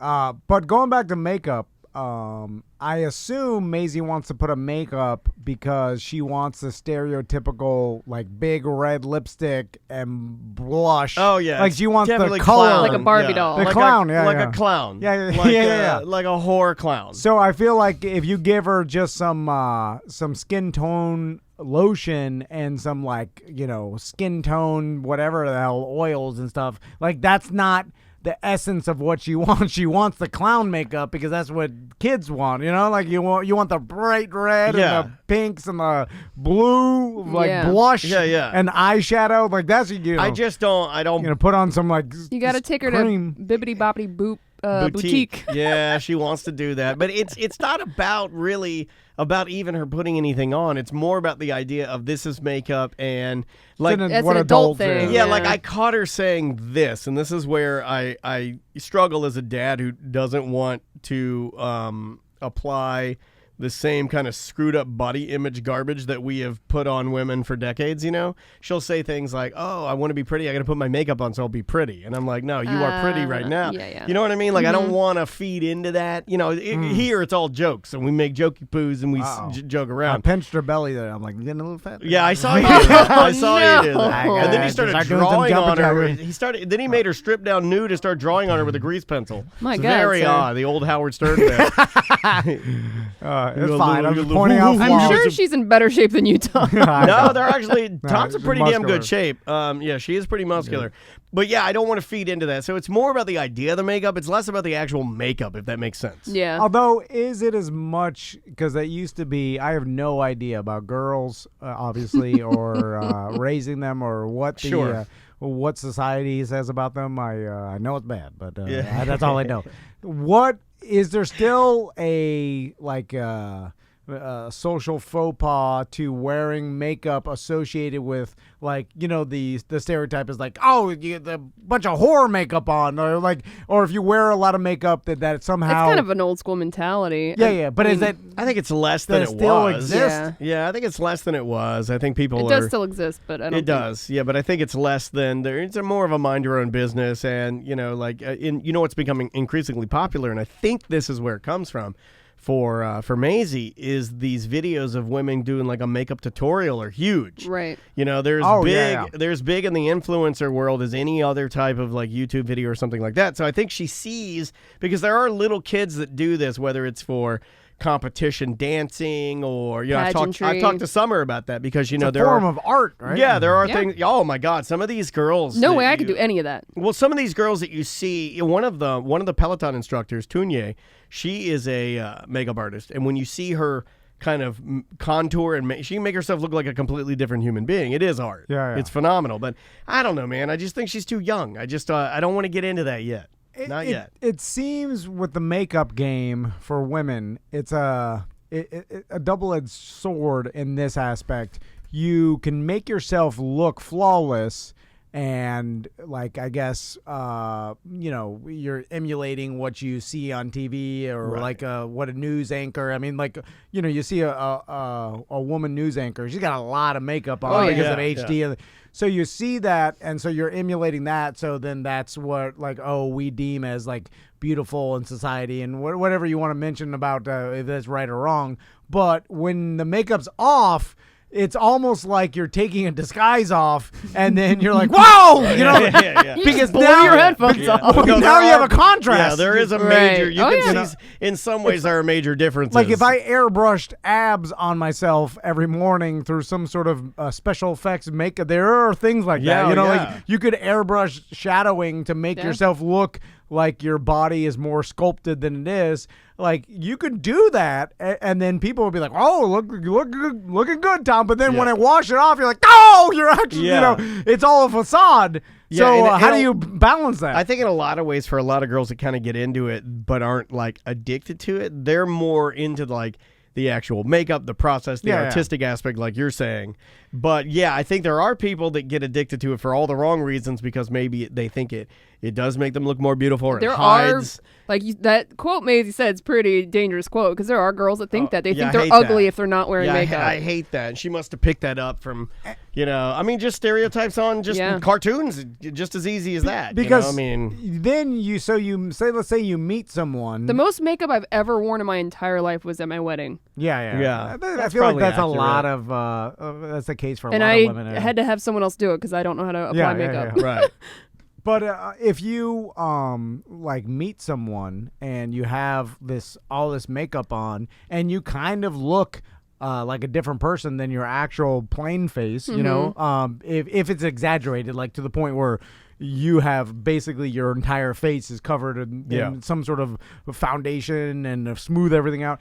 And then the person sees like you kabuki or something. without stand-up makeup. Comedians do this bit all the time. Oh, okay. Yeah, right. Where it's like you take her home and then the next morning, she wipes off all her makeup. I think that's been like a stereotype. Yeah. But Christine in our Twitch chat room, twitch.tv/Tom and Live. You're like, whoa, that's not the person that I was horny over at first. You're a different person. I like what she said. She's like, I don't see any problem with just treating this like you would like alcohol. You know, like, oh, sorry, that's just for adults. And yeah, that's probably where I'll end up landing. Except when she sees like those videos of little girls putting on makeup, and then she's like, well, they get to do it. And then high school girls wear makeup. Oh, yeah, middle school girls. Yeah, middle school girls. I'm doing my best to phase out more and more of the YouTube. Yeah. And I'm getting closer and closer. You know, like Nintendo is like eking in and making ground. What about if you just get her like chapstick that has a tint to it? Yeah. She loves a good chapstick, you know, like maybe a body glitter or something like that. I'm okay with that kind of stuff. I mean, little girls, I remember... Even as a little boy, I remember shopping for little girls for their birthday parties was always difficult. And I remember my mom having to guide me. You know, like if you're going to a girl's birthday party and she was like, you know, Maisie's age or something, it's funny that I have memories of that. But I remember going to the store and they used to have a line of cosmetics. And look it up and see if they still have it. It was called Tinkerbell. Okay. And it was Tinkerbell and it was like kid makeup. But it was like very... like innocent, like you're saying. It was like a lip gloss or a perfume of some sort or something like that. Yeah. But, you know, Tinkerbell play makeup. Yeah. Yeah. It was Tinkerbell makeup. I remember that brand. For some reason, it just sticks that in my mind. This girl is like 4 years old. I know. I hate it, man. Holy moly. Also, with the, did we ever talk to a pageant mom? I think we have before. It seems like we have. But they sell it at Target if you guys want. There's one called Little Charmers. Little Charmers. Jeez, Louise, Sam. Those young girl pageants, they put on heavy makeup. Heavy, like more like newscaster style. Yeah, heavy. Well, or a clown, like leaning towards called a blush. And like you've got a fake set of teeth, and then you can't even talk. You know, you're wearing like a bunchy butt Brazilian cut bikini. It's weird. It's just weird. That man. comes like the society's like, hey, we're doing a kid pageant. There you put makeup on them, like, so that's accepted in that world. Yes, but pageants are weird to me. I'm sorry. Weird. Yeah, no. Summer and I were talking about this about like competition dance. There's a level of uniformity and makeup that they wear, not necessarily for any reason, but to make everybody completely costuming. Yeah, you're making them all uniform, right. and whereas she's not hot on it, it's part of the actual level of a high level dance group. You know. Yeah. That's a little going different. To school, yeah. Oh, it's completely You're different than me just stage, handing Maisie some makeup and say, "Go at it, kid." I mean, she is performing a job Don't at they a have like very high level. dolls that you can put She makeup has one. On? Okay. She has. Right. It's run its course. Right. Like, I get her the things that are supposed to be... Like curb it. Well, she's like me, and she probably got this from me. You know, it'd be one thing for you guys to come in. It's like when you guys are leaving, and I say, and I've got some task in my mind that I want to accomplish, and you know I'm going to do it. Like Maisie's like that. She's like, well, this is great working on this doll, but you know, it'd be better if I could do it on me and do it, put makeup on myself. Yeah. And what's better than that? You know, so it's always like it's never good enough. Why can't we just play squirt guns or wrestle in the backyard? Oh my God! I'm so glad I don't have a girl. Oh, you lucked out, buddy. Oh, you my lucked boys don't. I yell at them constantly. I'm like, man up, grow up. And they're like, I just want to be a baby. And then I rock them like, that's great. You're my baby. Yeah, that's fantastic. All they do is want to be babies. You hit the line. They don't want to do nothing. Yeah, my daughter wants she wants 2 part-time jobs like She's a Haitian an independent dad. woman. Yeah, she is an independent lady. And this makeup thing is just starting to drive me mad. But I like at least it's something that she can't get hurt. So I kind of dig just get her some oils, and then I'll just make the labels myself, and she then she can pretend. Yeah. And it'll have a smell. So I don't know, or she'll just get bored with that and continue on. What else you got for emails? This is gross things kids do. Hi all. As a kid, I do some truly disgusting things. Hold on. Uh-oh. Pause there. This is great. Pause there, and then we'll come back and we'll talk about kids doing gross things. Okay. We'll be right back with more A Corporate Time with Tom and Dan. Welcome back to Corporate Time with Tom and Dan. I'm Tom. I am Dan. Before the break, we were about to do an email about kids doing gross things, so let's hit it. All right. As a kid, I do some truly disgusting things. In my childhood home, we had AC vents on the floor, and I would routinely pee in them for no reason. It got so bad we had to have ducts replaced because our house regularly blasted stinky pee air during the summer months. Anytime I would pick my nose in bed, I smeared the boogers behind my headboard, and my dad had to chisel them off when I outgrew the bed since he offered the frame to a friend. Sometimes I would go outside, dig a hole, and go number 2 in it, cover the hole, and then uncover it weeks later and tell my sister it was a dinosaur turd. Children are animals, and I was curious if anyone on the show did anything this vulgar as children. that was... You, sir, an animal. You win the most disgusting kid award. Going number 1 in your own air vents. First, That's too far. I would beat your ass. My God. I don't hit my kids, but if I had you, I'd beat you crazy. I mean, you met my dad. Yeah. You knew my dad. My dad would kill me if I'd have done. My God. Yeah, my sons will never do that. No. They're good non-animal kids. I think that this guy wanted to put your kids in the same category. At least Max are peeing on the air conditioner. No, you didn't know on the air conditioner. I told them that go in the bushes in the apartment complex. Oh, I thought he was peeing into the apartment air conditioner. No. You made that up. I did? Oh, okay. That's... I can't remember doing anything I did more disgusting things when I was a high school teen. Yeah. You know, there's a lot of Miami poop handles and all my friends doo-dooed everywhere, wherever they could. I wasn't a big doo-doo and number 1 guy with any of my friends. That was not a game we played. Yeah. That's more of a Miami thing. My buddy, actually, in elementary school, I was playing Nintendo, I believe, Mario Brothers 1, and then my buddy Porno Joe went number 1 on my head while in my room while we were playing, and because he thought it was funny. It is funny. Then I covered for him when my dad walked in. He's like, "You all right?" And then I was like, drying away. I'm like, I spilled water in my I spilled water in my head that happens to look like pee-pee. I don't know why I covered for him. Wow, of all the memories, of all the lack of memories you have about your dad, you do remember him coming in while you had pee on your head. That's great. That's good. So at least you have those to reflect on. I'm trying. Have your kids done anything really gross? Like purposefully? I mean, May will wipe a booger on me. Yeah. Gross. Yeah. That is gross. She'll wipe a booger on me now. But I think, if I'm just being honest, I believe she got that from me. Right. I'm probably the first one that did that. Andrea hates that. Like, she'll throw the hammer. Yeah, that's pretty she lays a hammer down on both of us about she's like, you both are being idiots, because, she's still my daughter, so there's going to be something there. Yeah.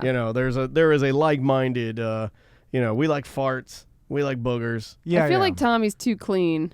He does I think Max might be up to something, though. Tommy will blast a fart and all and laugh, and then... but not necessarily. Yeah, but you fart on them, so. Yeah. That's just clean old. Ain't that clean. Oh, okay. American I fun do there. have one that may be a little too far, but No. because she figured it out, and I don't get to take showers with her really anymore because she's just a little too old now. Right. But right at the end of me taking showers, because she knew I hated it, she would number one on my feet Oh, okay. Yeah, in the shower. Yeah, and laugh and I think it was the greatest accomplishment in the world, and I'd get physically mad about it. Yeah. Mad. I guess Tommy and Max will do that to each other in the shower and laugh as they go on each other. Yeah. But that's I feel like that's not that uncommon for No, kids. I think. When does that Going end? in the though? AC is just like this is Yeah, not that's just a normal different thing. level. Yeah. Yeah, that's Ridiculous. just a different. The dinosaur turd is pretty funny. That though. was pretty funny, but the number one in the vents is bad. And the chiseling of boogers. Yeah. My God. Well, it's they don't stay soft. What else you got? All right. Sweet baby Jesus, what is happening to Tom's voice? It started before the lockdown, but has gotten much worse recently, and it is very distracting. You guys love to make fun of Manny Manny Wetmouth, but Jesus, Tom, you sound like you are either drowning on phlegm or trying to do a Chewbacca impression. For God's sake, clear your throat. Have you changed your diet recently? Too much dairy? Something is going on, and he needs to get checked out. I haven't heard agree. that. Really?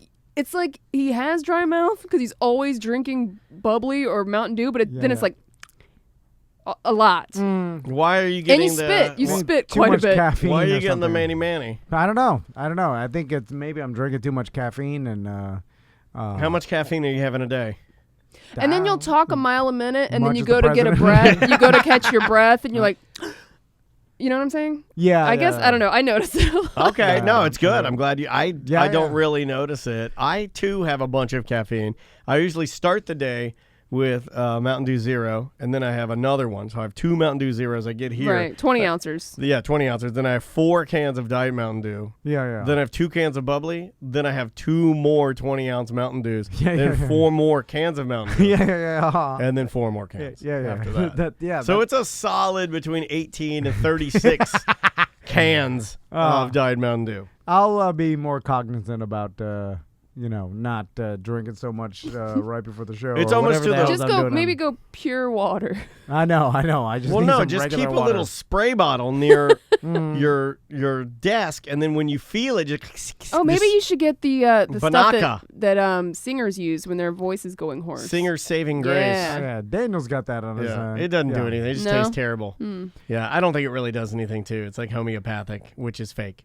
But I think it Like coats essential oils. coat your throat with honey, so you're not as You can do that. chappy or something. I don't Chappy, know. Yeah, not yeah. as chappy. Chappies are for lips. What are your Yeah. vocal cords chapped? But I think like your throat gets dry.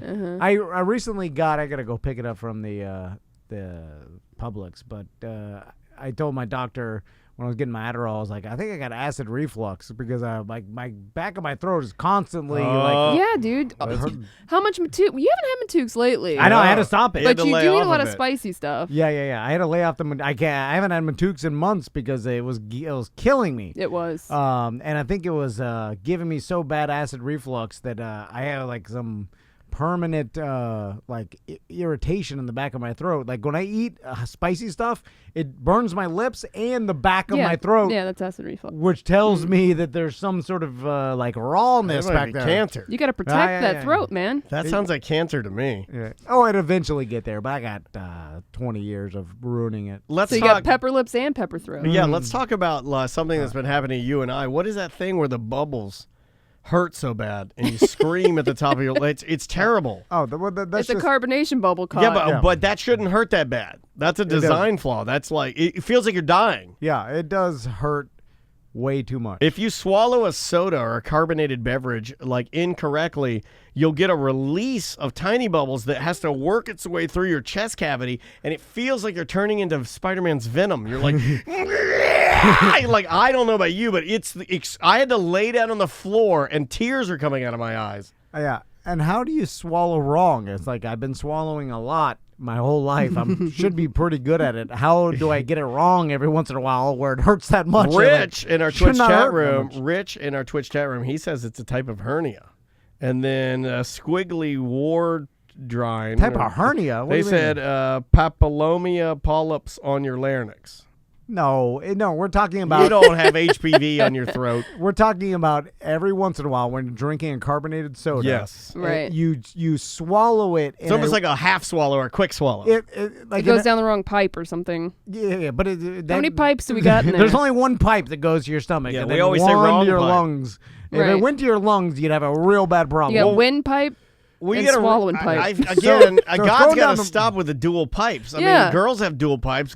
We Too have many pipes. And you guys have two sets of dual pipes. We only have one set of dual pipes. I don't want the dual pipes. You got to run them independently, like the true dual exhaust. Yeah. It isn't one muffler split to two. That's Right. fake. It's two mufflers. For those of you who believe that some, God designed us, then you have to also believe that he's an idiot because our design is flawed tremendously. I don't want two pipes. We got a bunch of organs we don't use. We got the I can't What swallow. organs are you not bubbly. using? There's the gallbladder. There's your appendix. There's a couple other ones in there. They're like, you could take that out. Don't eat it. Yeah, And like I'm my what? gallbladder. Why like, don't I even have it? Like my gallbladder's gone. I'm Yeah. like the person that was an intelligent enough being to create the entire universe gave me some useless gallbladder or appendix that I don't need or a bunch of other flawed organs. What is the organ? What do you think is the appendage? Or Also, what's the appendage on your body? like D that and you, B are too close. yeah, they are too close. Yeah, put the B on my The feet. D should have been at the top of my head, and the B should be my big toe. Yeah, put them far apart. My daughter You calls did it too those- close with women too. It's way too close. My daughter doesn't call those. She calls them toe thumbs. Your big Yeah. toe. Those are toe thumbs. Makes sense. Yeah. Got a bunch, my pinky toe useless. A Yeah. lot of What things. What's the one thing on your body you use the least? Belly button. Well, that you could have just had it self-sealing. It should have self-sealed.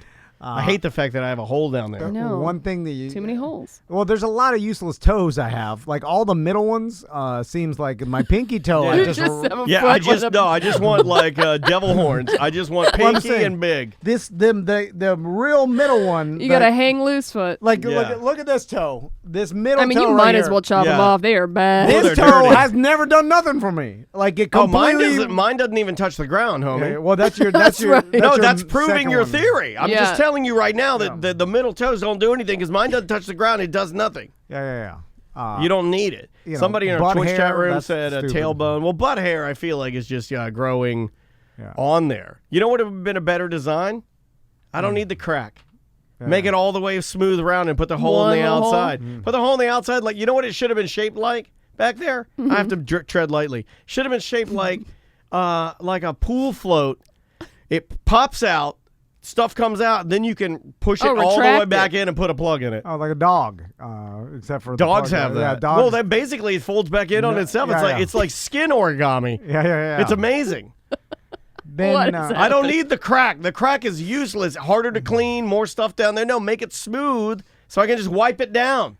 You designed our ears so if you Too many crannies, and it gets dry in the backs of them. and then if you rub them too much, they turn into weirdo cauliflower things that Seth got and Yeah. all the other muscle is. I don't know about you guys, but on the Spiders. sides of your ears, do you ever like push on it or something, and there'll be something like a nerve or something, and you'll be like, yo! And it's just intense pain because you just touched something you realize you shouldn't touch? I read something the No. other day. Can you make if you can you force your ears to make a sound where it's like all of a sudden it's like You need to get your ears cleaned. Yeah, like yeah, I it's- can. It's I can do it. It's called it's I'm doing it right now. Yeah, hold on, I'm doing it. I'm doing I it. can't do it and talk at the same time. Yeah, you can't. That's- because you got to hold it. You got to like. That's something I can do it. Where like not everybody has like the cilantro. ability to, yeah, I think it's a weird thing. I read that in Fun Facts. They're all making fun of us, including Samantha's making fun of us. Hey, I can do it. I can do it. You're just making fun of us because you guys can't do it. Well, I just wanted someone to clip that video of you two both with your eyes closed and your mouth open silently. I mean, first time for everything, right? Oh, it's being silent. What else you got for emails? Okay. Let's rock it through these. 'Cause I've been getting a ton. Recycling is a hoax. Penn and Teller did an episode of BS on it. Great show. They admit that the only thing that makes sense to recycling is aluminum, which is why they are aluminum drop-off stations that will give you money per can. Try that with anything else. It all ends up at the dump. It takes way more energy to recycle paper than to just produce new. I've lived in the same house for 20 years and have never put my recycling bin to the curb. There are dum-dums in my neighborhood that still drink the Kool-Aid, and they are saving the planet. A lot of those out here in Colorado. All right. Okay. I'm going to check out that episode. So, Are we all wasting our time trying to recycle? well, we talked to that one gentleman that I'm works. still super confused about it. Well, Yeah. he seemed to clear it up a little bit for me in that it's an actual process and it actually does something, but not as much as we think, and it can be highly specific. And you can't recycle pizza boxes and other stuff if it's contaminated because of grease. So like a lot of the paper that people think they're recycling goes to the dump. Yeah. Because it's contaminated. So aluminum. I don't know about glass, but plastic. Apparently, basically no plastic is Useless. recycled. It just all goes to the dump, which sucks too because. Can't they make plastic out of biodegradable things? I think the cost for that. Corn? Don't they make plastic out of like corn byproduct? Yeah, but it's expensive. The process to make it out of the new material Way more expensive, is so high that you would never be able to afford to do that, and your company would never survive. It's like one of those. At least ours wouldn't. We're way too small to ever dabble in any of that. Like, and 100% green. It's like, well, I don't know about that. Well, if you're McDonald's and you're producing billions of plastic garbage to give away, it would be adding 5 cents to each plastic thing would be too much for your. Bottom line, it would be impossible. So 100%. it's like, which sucks though because we're just dumping all this plastic garbage. It is sad, and in our world, and it never goes away. It never through thousands of years it'll just be there. That is like you're like, oh my god. It's funny because you realize that in the strangest of ways. Before I got my Peloton bike, I would ride my bike around the lake out here, Little Lake Baldwin. And when you would come around the corner, there would always be this one little piece of plastic Mylar that apparently had fallen off one of the, the retro-styled Baldwin Park Christmas decorations, and it would just lay on the ground. Yeah. And I kid you not, I rode around that lake for years and would see the same, because it was just like stuck in this one area that no one would ever touch it. And as I was coming around, I would see it. And this thing's baking in the sun. It's getting rain. I'm like, it's as good as it was the first day it was there. That thing is virtually indestructible. Well, let's go back and check and see if it's there. Oh, I know it's still there. Andrew and I doesn't- Maisie and I went around the lake, and damned if it wasn't still there. It doesn't slowly biodegrade at No all. such thing. Even metal will rust to nothing. Yeah. You know what I'm saying? And then go to nothing. But this is not. Throw me another email there, Okay. homie. I missed y'all. Hello, in these trying times and a new set of responsibilities with this job, I have not been listening regularly. Yesterday, I was able to catch up on some episodes, and I've missed you guys so much. I hope you and your family are well. Of course, I check on Instagram and see May cutting it up on a skateboard, Max trying to get you a CPS case, Tom, and Sam just all around killing it with Trav on semantics. I thought you guys would enjoy this story. One day, I was laying in my bed, and my son came in and said, Mom, I gotta go potty. I said, cool, go. I could see straight into the bathroom because he had the door open. He sits, poops, and proceeds to stand up. I said, Kid, what are you doing? He said, I have to stand up to wipe. That's how you do it. That is the day I found out my 5-year-old son is a stander, and I have not been the same since. Oh, he's a Tom. I have a theory about this because I've been analyzing and studying this with my own sons. Yeah. And so I guess my theory is going to be disproved right now because I just realized. I don't know. My daughter's a stander. Is she? Yeah. When Never been more disappointed. both my sons are sitters, Really? but it's partly because of I believe Crystal teaching them to sit and do that. But It's less messy. I mean, it's certainly I think it's cleaner. but think about when May hops off because she's too high. So she hops down, does things, then, out the door. Because think about it like this: when the kid is out of diapers and using the toilet, before the kid's even capable of wiping themselves, the parents have to do it. And to do it, you have to get the kid in a standing position off. Oh my the God, toilet. you're right. You see No, what I'm saying? that makes sense to me, yeah. So that's what made me think You're that not going to have them stay seated. No, that because you would can't- be impossible. It'd be yeah. hard. So you have to get the kid off. So that's what I thought All right. trained kids to stand to do it. I think that's what happened to Maisie, to tell you the truth. But here's the thing: we did that with Tommy and Max, and now though they remain seated, so they went like when they're from like 2 to 3 or whatever, like that time period where Proud they of just those couldn't do boys it. for being sitters. We would take them off, stand them, and do it ourselves. But then now they're back to just sitting down. Naturally, they just do it the correct way. But they like Max. I see him doing it, and I'm like, you're not doing it right. You're like, Don't tell him what to do. Well, he's half-assing it. It's not even. Maisie does that too. Sometimes I catch her, she'll just be like, talk, because her mouth is always running. Who does that sound like? And she's just flapping her gums the whole time. She'll be carrying on a conversation. She'll just like, I'm like, you're wiping your kneecap. Yeah, you're not lazy, even. You're not even in the right area, man. You don't even know what's happening right now. Just slow your mouth down, one thing at a time. Oh my God. Let's do one more. Okay. This is from our good friend Joey. Hello and good afternoon. Joey here. I just wanted to let you know when I first moved to Florida about 16 years ago, one of my first jobs was at Downtown Disney. I worked at Starabilia's. We had the smallest cast on Disney property, 7 people, and we sold autographed movie posters, props, instruments, I etc. remember that place. I have some really cool memories of some of the most rare and valuable things I've personally sold. I figured Tom is a numbers guy. He might enjoy hearing the insane amounts of money people have spent, and with you being a fan of Disney, it may be fun to reminisce on the good old days of Disney Village Marketplace, turned downtown Disney, turned Disney Springs. I've sold everything from an $800 Dirty Dancing poster to a $3,400 fedora signed by the Rat Pack. I've sold a $24,000 Gryffindor Quidditch sweater worn by Daniel Radcliffe, and even a $68,000 Hofner upright bass signed by the Beatles. Wow. If you have time to fit me in schedule, theme parks are closed, so I have all the time in the world. So we can talk to Joey about some of the memorabilia he sold. Is that Joey Mozant? Yes. Yeah, that guy has done all kinds of stuff. By the way, How do you get a hold of it? Find his YouTube channel. What do you mean? He worked at the store.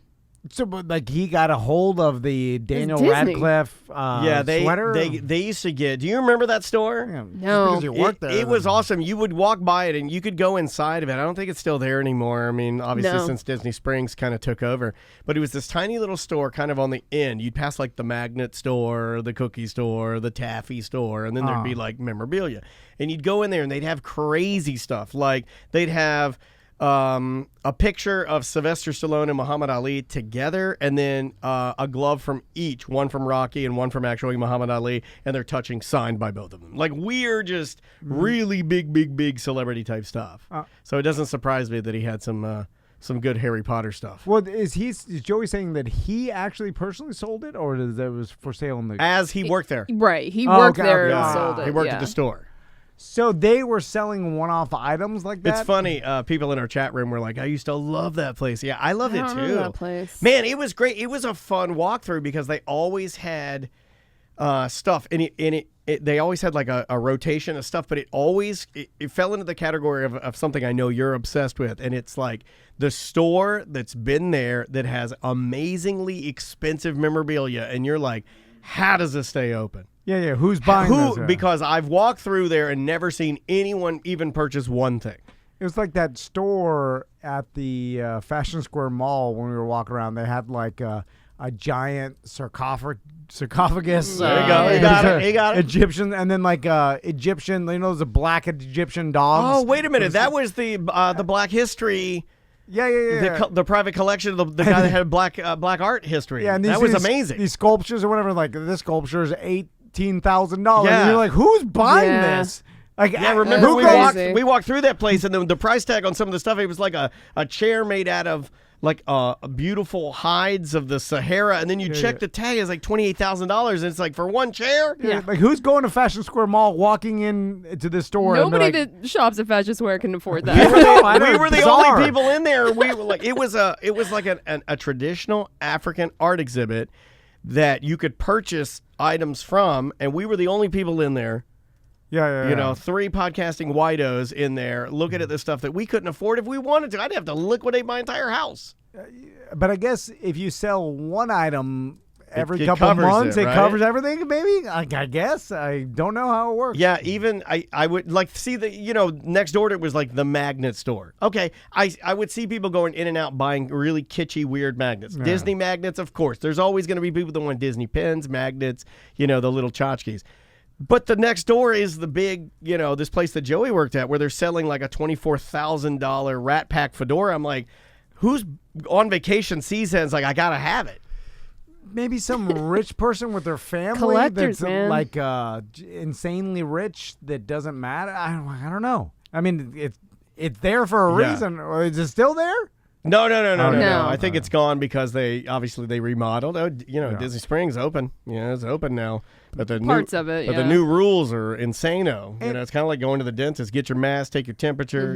You better snap too. That seems like that all that would just go online because there would be no purpose of having a brick and mortar store when all your enthusiasts, the people that collect this kind of thing, is going to look online first, and you'll save all that money and rent and employees. This was a time though, like of course, before I think that was like super popular. Let's take a little break. I know All you right. still have some emails. I've got some voicemails to fire up, so Cool. we'll do that when we return. You're listening to A Corporate Time with Tom and Dan. Welcome back to A Corporate Time with Tom and Dan. I'm Dan. Tom. I love it when you guys leave us voicemails. It's super duper easy for you to do. And you get to benefit from this. You download our free app, completely free. You get all of our content, including if you sign up to be a BDM member, and that really does help the show. I mean, that's extra content. When things get a little bit better, normally we do some parties and some specific stuff just for BDMs. Yep. And you can find all of that at tomanddan.com. You can find out even about the app there as well. So let's jump into your voicemail messages that you left me from this morning. Man, there were a ton happening. Let's try this one right here. Hey, Sam, Tom, Dan, and Butler. I was just calling. It's Christina from Oklahoma again. I know I've been calling a lot. Been kind of boring here, but I've been listening to y'all all the time and all your old shows. And I upped my BDM love meter a little bit. So even though I can't see you guys because I'm so far away. Anyways, something kind of funny happened the other day. It was really funny, but I was working at my little workstation, which is at our kitchen table, and I had the cord to my laptop wrapped around the other way. Not by the wall, but by where your feet would walk and move. And I'm not the most graceful person in the world. And at one point, I was on the telephone, and when I talk on the phone, I like to walk around. That's just how I do. So I was on the phone. We know another guy that likes to do that.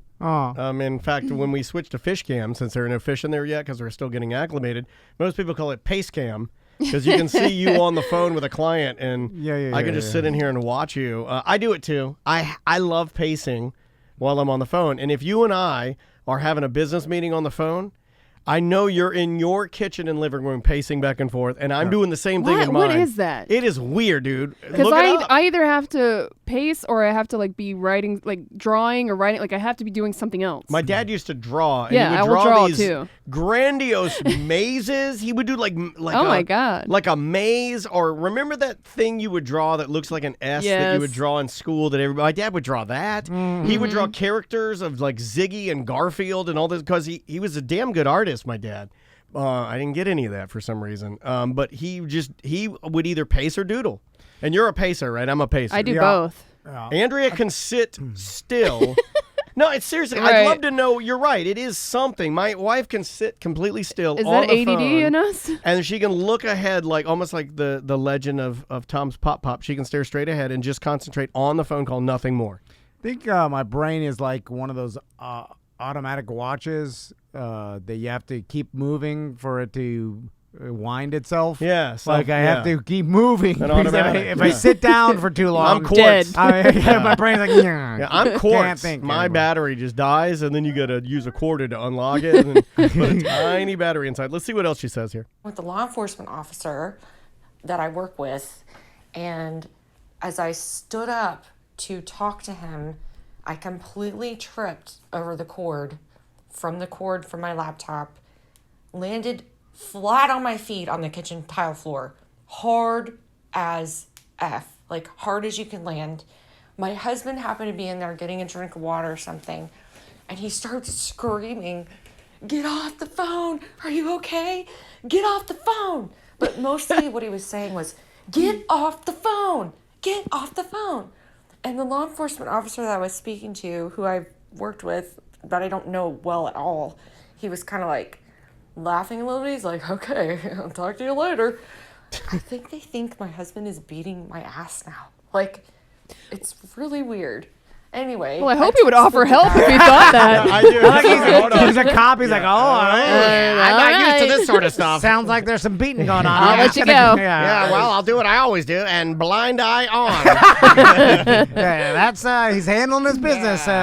You seem to be breaking up. And, Seems like your husband's getting his home in order here, giving you the 1-2. wow, you know what? I didn't think they made him like that anymore. Good on you, sir. I don't know if you can hear me but through the receiver, but good on you. Yeah. Open her back up.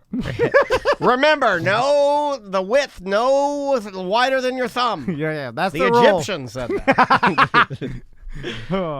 Let's see. Computer cord, but it sounds like one of those I fell down the stairs stories. But anyway, I thought it was funny. Love you guys. Thank you for all the content. It's been really helpful. Bye. Well, I'm glad you're okay, Yeah. and just be careful. You know what?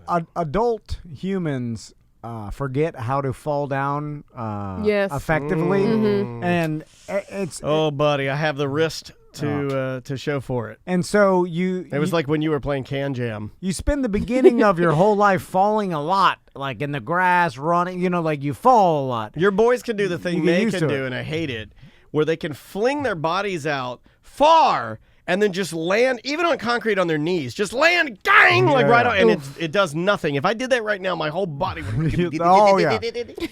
And so, and I'd then turn to dust if I did that. as you get older, you stop falling as much. Stiff. Because, So what you're telling me is you should practice tumbling and falling your whole life so Yes. that you Wow. stay used to it. Look, we're Yes. stupid. All we're so describing keep is pushing your that- kids down. No, all we're describing is that we should be limber. That yoga is no joke. When you're fluid and your body is stretched, and happy, you need fast reflexes. every once in a while, as an adult, you'll fall. And you'll be shocked by how hard you hit and how it wasn't like anything you remembered. You're like, that was Dude, weird. even like jumping, like been moving, right? So jumping out of the back of the bed of my truck. Oh, yeah. Oh, yeah. That used to be absolutely nothing to Yeah. me. And now I'm like, oh. Yeah. I Remember used to be when able to you jump off my roof Yeah, when I me was, too. when I was a teenager. Me I'd too. jump Yeah. off and my roof. roll? I remember. Yeah. And I'm not talking slide off. I'm like literally Land on your feet, yeah. I think I would jump higher than the roof first and Right. then land, Yeah. and then Yeah. I'd do a little roll and be like, fine. Yeah, you Gonna remember jump when out of you the back would of my truck. land, it was almost like a fluid motion. It was like light as a feather. Now when I land, Hard. I land very awkwardly stiff, and it rattles up my bones all the way to my skull. Yeah. I jumped out of the back of my truck the other day thinking the same thing. Well, you like, got Because your you're like, truck- it's not that tall. Dude, that is Yeah. a big truck. but Yours is taller than mine, that's for sure. But instead of like like my legs acting like some sort of supportive piston that I should bend at the knees, like to absorb the impact, Mm-hmm. I did like Daniel said. I stiffened up and I just landed stiff-legged. Yeah. And you got no more springs in those bones. it rattled my bones from my feet all the way to my jaw, and I was like, "Kung!" And I was like, "That hurt more than it should have." Right. And then I was like, "Wonder why I didn't." Hold on. Did you have shoes on? No shoes. Okay. Well, that makes it worse. And it just hurt. And then I fell out of my like I missed the last step. I have to put a A-frame ladder on the back of my boat when I have it at my house, and to climb in the back of it. And I missed the step, and I fell on the ground. No. And I fell on my side. Oh, I did Yeah. too. Skateboarding, I fell on my side, and my And arm I was went like, down. "Kung!" And then the things came out of my pockets, and I was like, "Kung!" I was like, "Oh!" Knocked the wind out of you? And I was like, "That hurt." Why? I just You know misstepped what? one I'm step. getting a little nervous about this shower glass if you're falling. Oh, I That's fell. how it happens. Look, man, I fell. Fast forward, I'll break my neck. dead. And I fell on my side skateboarding with Maisie, and when I hit, my right arm went completely dead. Like it wasn't. I would like Bob Dole. Like there was no use Yeah. of it, and blew one of my sandals off. And I'm just like laying there, and she's just giggling and laughing Yeah. you don't. Because when you- she falls, it's not that big a deal. Well, she bounces Yeah. like the boys like when they were playing Yeah. like in the boat and stuff like that. I mean they're just falling over and rolling over and nothing. The last time I happens. went roller skating at a roller rink, Ooh, and I fell. I I was wouldn't like, try I'm that. like, I'm done. Yeah, I'm not yeah. doing this ever again. If you Hurt just for a month. if your roller skates just come out from under you and you just land on your butt, now it's Tailbone. Ooh. Think about it like On wood. an average human. How high is her ass? Like off the ground? Like 4 feet? I don't know. Yeah, like what do you think? No, like, not me. I'm 3.5 feet? I'm a 3 2.5, and you're a 4.5. But it seems like I'm 6 feet up. You got a tall ass. I got like. But from 4 feet, just 4 feet down, Yeah. shouldn't be that No. But it's your violent. entire body Oh, weight. It you know? hurts so bad. Yeah. Why? This is why I can't do mosh pits anymore. Too old. Yeah, this is why old people die when they fall, because they fall way harder than they should. They don't even catch themselves with their arms or anything. No, they just fall. Like could you from a standing position just lean forward and then tip over, fall, and then catch yourself in a push-up position? I could, but I break my wrist. They just go snap. Yeah. Because this one's already compromised. Like it hurt. Even just doing that motion. I think I could do it. I'm gonna try Oh, right God. now. You want to go outside and try? Don't do it in right here. no, You're going to break yeah, something. not with your headphones on. Just don't break your headphones. No.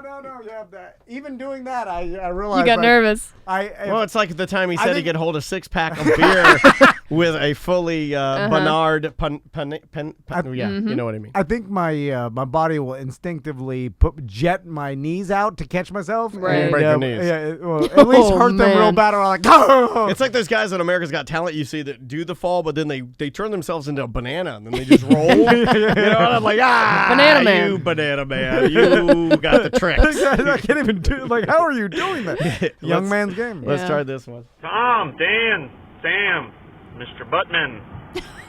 What? Yeah, today's Mr. Buttman. Oh, man. Oh, don't. You I'm look. calling him Mr. Leave, Buttman leave now. him alone. Tuesday. I just was next to Tom at the light at Lakemont and Loma.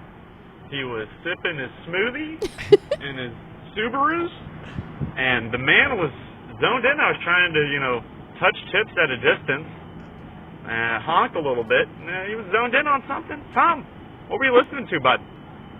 Love you, Tom. Oh. Say it back. I'll wait. BDM for life, guys. Dan, you're the best. Bye. Okay. All right. This happened to me the other day, too. Someone called me out in the BDM group. But the one that tagged me did not honk. He just took a picture and posted it in the BDM group. But he said he wanted to touch tips, like air tips, but I wouldn't look over. And I'm like, I got my eyes on the road, buddy. I don't know what you're doing. I know my truck's an eyesore, but Yeah. Well, you're It's easier bright. to spot. It's a gigantic clown car. my husband was riding with me the other day, which rarely happens. And he's like, is it normal for everyone to stare at your truck? And I'm like, oh, yeah. That's why I've just zoned everybody out. I don't know if people, like some people probably don't know that Samantha drives the fully wrapped Tom and Dan Griff truck. Bright red and yellow. Yeah. Now it's when I see it, I'm like, oh, embarrassing. Then I park, I park away from you, by the way. Yeah, I do too. I park it, I'm like, I don't want to park next to that thing. I don't want to be associated. I spit on it every time I drive past it. So what were you listening to? I probably nothing. This Gambling podcast? He sits and sips in silence. I will zone out. My sons do it. It's a trait. It's a mental disorder or something. It's Crystal's been yelling at me my entire life for doing it. I can't stop doing it. If you put me in the car or put me anywhere long enough time, it's like I'm escaping into my own mind, and then I'll just tune out everything around me, and then I'll just be thinking of who knows, some garbage, and I'll be completely oblivious to everything going around. Like my sons do it, I'm like, I'm jumping around. Like if they zone in on TV, Max is the worst. Can you take a video of or have Crystal take a video of this? Yeah, Because I will show this you. will bring me much They delight. probably already have one. I'll be dancing in front of them. They'll look. Max will be like not even he can't even see the whole TV, but a portion of it. Yeah, and that's all he needs to stay connected. He'll just be connected. I'm like, and I gotta see this. Like it'll take me turning it off before they. It's like a trance. And then I'm like, God, this is infuriating. Yeah, and then Crystal's laughing. She's like, that's you. That's what I deal with my entire life. It probably makes her feel better to see it. And I'm like, how do you deal with this? So frustrating. Yeah. Poor Crystal. I don't know She's why. got 3 little Toms. I know, right? So I'll drive around because most of the time my Bluetooth won't connect, or like I'll try to look at a podcast. Or wait, that song by U2 plays, right? And then California. I'm terrified of messing with my phone while I'm driving because I'm a That's stick probably shift. a Did good you watch idea. the latest? I haven't.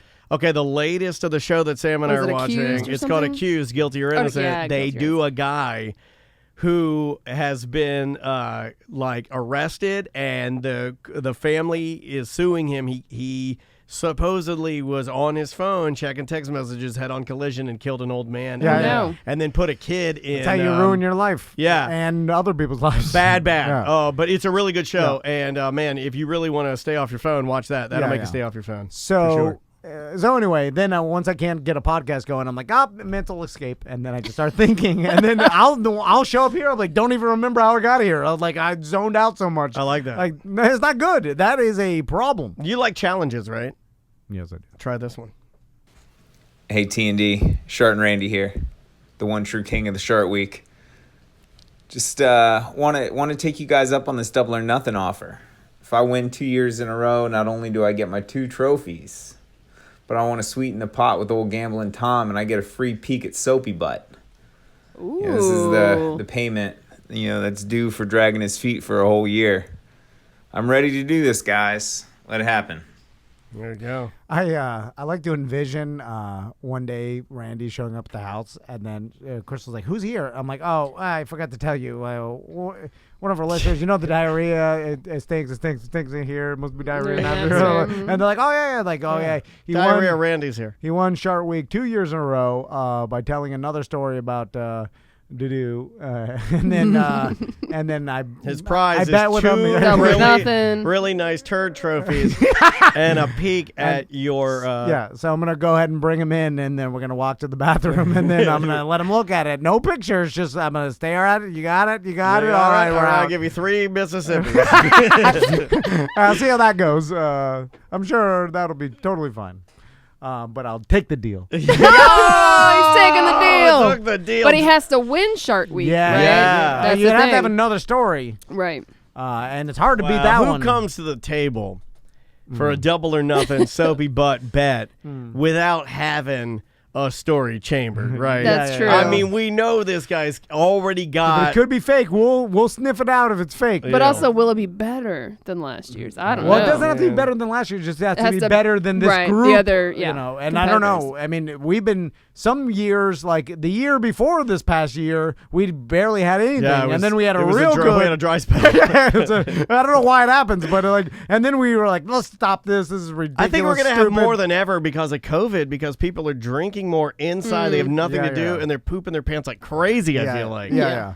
And I feel like it's a lack of caring because you're like, I'll die. I'm not going anywhere anyway. Yeah. So it's like, I'll stand in this line at Best Buy to get, or whatever. I'm standing in line to get toilet paper at Publix and just letting it run down my leg. Yeah, I'm an animal. We'll see. When is that? What is it? It's June? coming up. I still vote we cancel it. I can't believe it's almost It's June. my favorite week. It really is. But the stories are too much. It's Yeah, like, they get worse and and you worse. have to read them now. We don't. I know. I used to go through them, and I'm like, I can't read this anymore. Well, you can't read. I know. Reading's That- gotta work. Wait, did we miss it? April 2nd? No. Shark Week happens in the summer, right? Hold on. I don't know. I just work here, man. Yeah. Usually we see like, hey, like Discovery Channel. I think if the promo. listeners knew how much I don't know that goes around here, they'd be like, well, How does this work? How does this go on? I'm like, I don't know either. I just show up. I turn these things on. But you're the I have owner. a piece of paper next to me that says "That's Tom." It's like an airport. I'm like, okay, I know. Okay, I got that. You're like the guy from Memento. Every day your mind gets erased. Yeah, I'm like, that's it. And then you come in here, you look at a series of small notes to say you're a podcaster. Your name is Dan. Name You is have Dan. a daughter. That's Tom. You're a white man. That tells you everything. Okay, all right. That's all I needed to know. They're like, just, Oh, so it's in July. Oh, okay. It's okay. coming up. Yeah. Coming up. I I think we're gonna have more than ever. We'll see. I really believe we that. usually will forget, and then we'll be frantically asking the BDM page the 2 days before. Please, tell us your please. stories. We know you're already giving us money, but now give us all the stories. They're like, I can't let Randy win because I gotta let him do this thing. Well, you don't have to give him the soap. I mean, you could take a picture of it yourself and do the old, the.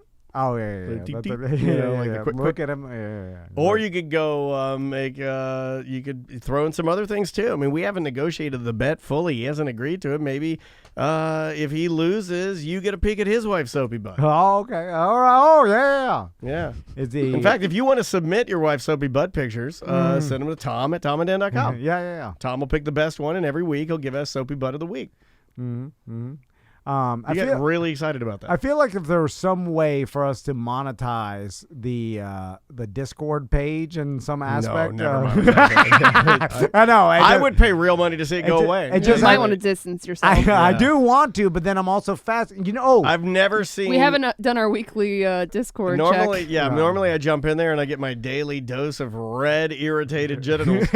Oh my God, you guys need some powder, man. You know what I think? I think Daddy Longneck is now. He's on our Discord. Oh, really? No, he's into porn. Like he sells private porn. Have you checked it out? What's he working with? No, because I think that's sad. Based upon what Miguel told me, and because he told me, oh my God, he's talked to him a bunch of times, and he's like, man, it's like mentally, there's rough going on. So, and he's like, I remember Miguel said that Longneck didn't want to pick up 2 electric scooters, but the company was going to pay him thousands of dollars to ride these scooters on his Instagram. Yeah. And he was too I guess lazy or didn't want to go to the post office to pick them up, even to make the money. Anyway, not business minded. Yeah. So I think he had these hundreds. I found it.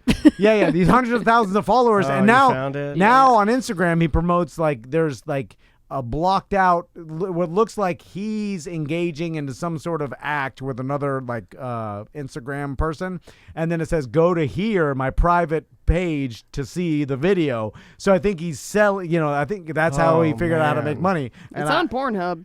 Because people are stealing it. Yeah. Oh no. But he probably is making for every video you're making thousands of dollars, and then he's like, oh, this is the way. And it's easy. And he gets to, I guess, do it with good-looking women. I'll be Googling that later. We got to get out of here. TomandDan.com for all things Tom and Dan. And, guys, we will see you tomorrow.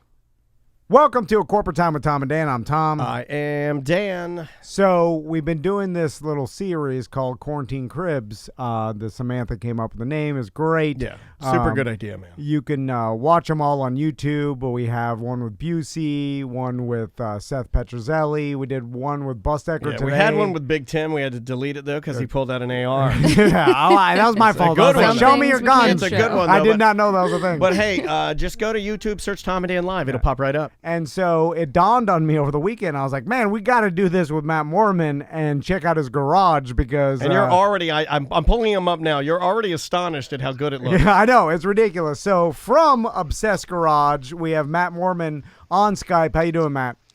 What's up, guys? So, all right. First, let's talk about Obsessed Garage and your YouTube channel and where people can find your podcast and everything you provide. Yeah, so YouTube channel is Obsessed Garage, as you might imagine. Instagram, Facebook, my website, obsessedgarage.com. A podcast I do is called the Dialed In Podcast. I do a lot of mainly live stream stuff on YouTube, and then we, put it on Apple, iTunes, and everywhere else podcasts would be. So that's where you find me. Cool. So Matt, let's start the tour. I did mention when we first got you on Skype, I was like, are you in a corporate warehouse? Because you have racks of perfectly organized items. I'm sure that's from the items that you sell on your Obsessed Garage website. Is that correct? Yeah. So just to kind of cue you in, I mean, this is where I live more than my house. So I figured it would be more appropriate to show you, give you a tour of this place. But it's about a mile from my house. There's 2 sides, so it's 3,600 square feet. But this is the side where we do all the production, all of my videos, and it's kind of disingenuous to call it a production because it's just me messing around in the garage. But I like it clean, as you might imagine. Oh yeah, it looks great. So this side I just started or just put this together about 6-8 weeks ago, and I'll show you the chaos of the other side in a minute. But this side had nothing in it. Actually, this was a Corvette guy's garage. It had like red, white, and blue bald eagles everywhere, and so I had to paint over all that crap and make it what it looks like now. So, don't talk bad about those. Tom wants to reopen America now. He's all about. You painted over the eagles? Yeah, man. No. This might have soured our relationship because Tom says you got to open them up. I'm getting my AR. I'm heading down the protest. All right, so let's flip it around, and I'll give you a tour here and show you what's up. All right, so this here. So this is where this is my washing system. So this is a Krenzla pressure washer that then feeds a 100-foot hose, and then I can switch between deionized water and regular tap water. And then remember I talked about my $300 buckets? Those are the $300 bucket system that I sell a zillion of. Check this thing out, Tom. You'll love this. You need one of these at your house. Hold on. This is a bucket.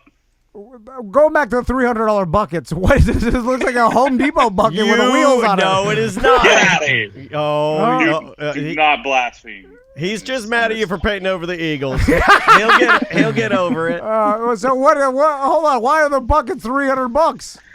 So first of all, it's a 6-gallon bucket, not a 5-gallon bucket. Oh, the extra gallon is $300. That's how they get you. You had no idea you want that a Homer an extra bucket? gallon is $299. So most of the expense is the dollies, right? So the dollies are they're like $55 a piece with the wheels. This is where you say I don't play with dollies.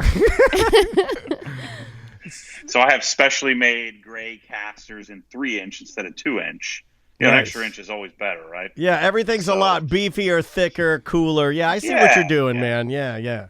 You got lids, you got grit guards, and so I take a lot of heat for these because people are like, I can go to Home Depot and get these for $50 or $5 in some people's case. But anyway, this is a much better way to do it.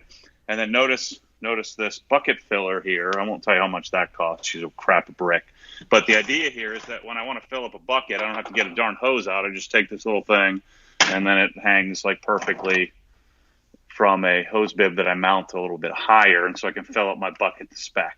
Yeah, it's like the. Now you realize that Tom is astonished, but I am hard. Does that make sense? Like Daniel I loves am this. loving this. Tom, this is why we're opposites. This is why we're 180, because I am literally in heaven right now. Tom looks like you're trying to explain to him how the universe was created. Matt, just give us an idea. Okay, go back to the bucket system. I told you he's. Okay, just never start with the buckets. In that picture, what we're looking, we got the pressure washer up top, the hose, the bucket system, ionized water, tap water. The bucket. What are we all together? Just give us a roundabout of what that system we're looking at would cost. This is just a little bit shy of $4,000. All right. Yeah. I mean, if you got it, that's 3 times the price of my truck. I got a windable hose on the side of my house. And it's got dirt all over it, and it's gritty, and you're gonna scrape that hose over your car's paint. I just bought a new sprayer at Home Depot, $1.89. I got the cheapest one. You got it out of the bin. It's not even brass. Yeah, it has 5 different settings. It gets mist, shower, cone. Jet, cone. Yeah, I'm familiar. Yeah. Then it gets boy. It's like a flat thing. I'm like, who needs that thing? Don't let these trash people discourage you. Continue. Power through. Okay. So then I keep my microfiber towels here close so that I can wash the car over here. But we have drying towels, glass towels, separate type, third type of drying towel, door jam. I think we're losing. Polishing, there it is. Testing. Oh shit, you got me. Yeah, we got you. You got door jam towels? What's the difference between the door jam towel? You don't want to use the same towel that you used on your door jam on your car, you idiot. Thank you. God. Yeah. Even I know that. I have leaves All in right, the door this is jam. going to take us 3 hours. Acorns. Man, I'm sorry. I don't know if you heard that, but Tom just proceeded to say that he has leaves and acorns in his door jams, which gives me a shiver down my spine. And all of my trunk. Yeah, it's filled with windshield. leaves. Yeah. It's like a small tree growing. Look at that. What is that to our right? The white tanks. What are those? So this is this is something called a rotary screw air compressor. Right, and so a normal air compressor operates at around 95 decibels, so super duper loud. Yeah. This one operates at 59 dB, and so most of the time when you do a rotary screw, so that the screw is up here, rotary screw compressors are great for like NASA, and like big giant body shops and stuff like that. But this one is set up. I found this at SEMA. This is coming out of Italy. This is about $5,500 for this thing here, and then that's another couple of grand. But this has a heater on it to make sure that it doesn't rust out. So, because I only use it once a month or once every couple of weeks, and so this is a screw compressor. And I just bought this little one just so I could take pictures of it for people. So these both do the same thing. But I just unboxed this like an hour ago. That's what I spend most of my time doing: unboxing crap and figuring out how it works, and then I can sell it. Now, so that compressor I just bought an air compressor, but mine is, I think it's 2,000 dBs. Wow! And it was a $150 Craftsman, and it's probably a giant hunk of crap. Yeah, I got my stepdad's air compressor. It's 2 green cylinders. I think it's from the 70s. Yeah. And he rigged got a slow leak in it. He rigged the on-off thing, so it's basically you have to touch a screwdriver to 2 things to turn it on. And it is so loud, it never stops because it can't fully compress because there's so many leaks. Oh, yeah. So when you turn it on, it just goes. It's so definitely loud that it's like 1,000 firecrackers going off at once. And it takes me about an hour to fill up one pool float. And but I won't get a new one because I'm like, it still works. Right. So that one is used at NASA. I don't, Matt. It could be. I need when this whole thing is calms down. I need to get Matt over my garage. I think he'll vomit on himself. Oh, yeah. I think. Why would you do that? I don't think he can even drive his car into Castleberry. It'll disintegrate. I think it'll hit an invisible force field of it pour. Bounce off. Yeah. Matt, have you ever been to Castleberry? When I came to your studio one time. Yeah. You have to pass through. I know. You're locking door. It's Castleberry. We call it the large intestine to Baldwin. You got to pass through it to get to the old they anus. Have speed bumps everywhere in the middle of the road. I don't know why that is. Well, I know why. So this thing feeds this piping, right? And so this is piping that I discovered out of France. And then we built a grid, built a loop. And so the concept here is to have air and power on all 4 corners of the car, so I don't have to be inconvenienced by, walking around to the power plug on the wall. Nice. And so we have, air on the left, power on the right, lots of symmetry. But something like this, Tom, this will blow your socks off. This piece here, so this little fitting, this here is $97 for this piece, but it's like the most ridiculous, most pliable. This is a coupler for air tools. And so one of the things that I try to provide value to the world, they have a picture of it looking like this, like on their website. It looks like this. And so unless, I spend a lot of my time teaching people, like, why would you want this? How does this work? Right. And so the idea is when I'm using this, it completely fluidly swivels. And so now, people can make a decision or they can see how it works. Otherwise, who the heck would spend $97 on a little piece of plastic like that? But all these parts and pieces I source from all over the place and put them together so that, people don't have to figure it out. And I know what some of our listeners, and here's the thing, visit Matt Moreman's YouTube channel. Listen, he's got tens of thousands of more listeners than we do of people that are heavily into this and really enjoy this. So people are like, what? Who would? This is a thing for a lot of Matt's listeners and fans out there that they love, just like Daniel loves this. Like all. Like he sources all these parts and finds the best ones in the world for his garage, so he has the most efficient, well-used garage. Yeah. Although what's funny, Matt, is I imagine your car is so meticulous that you rarely have to add air to the tires or do anything to it. So it's not false. Yeah. I like to look at the stuff more than use it. Yeah. So you have literally air running to all four corners of your area where you'd pull your car up so that you don't have to bring the air line around the car. Smart. If you can do it, do it. Right. So and then I've got, like wall manifolds. So yeah, the idea is to make it so that it's not annoying to try to work on your car.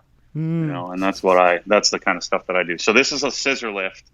This actually goes up 72 inches, so it'll come up to about here, so it'll lift the car up. I'm 6'2", so it lifts it almost taller than me. And so believe it or not, these little things, there's a double scissor in there. And so as this thing goes up in the air, just kind of show you how it works. As it goes up in the air, the scissors expand and then it'll lift the car all the way up to, my head height roughly. Wow. That's amazing. So how, not to start turning everything into how much does this cost, but that seems like a major install where you have a scissor lift coming out of the ground. Like I know it was popular down in Miami. I know my neighbor had one where they actually dig, instead of the scissor lift, they'll dig a trench into the ground. That's a poor man's scissor lift. Yeah. And so you can crawl under. You see that like a Jiffy Lube and stuff. You crawl under the car. Easier. I've seen that guy with primitive tools make a fancy pool in the middle of Indonesia. I've seen that guy. Easier to dig a hole than make a lift.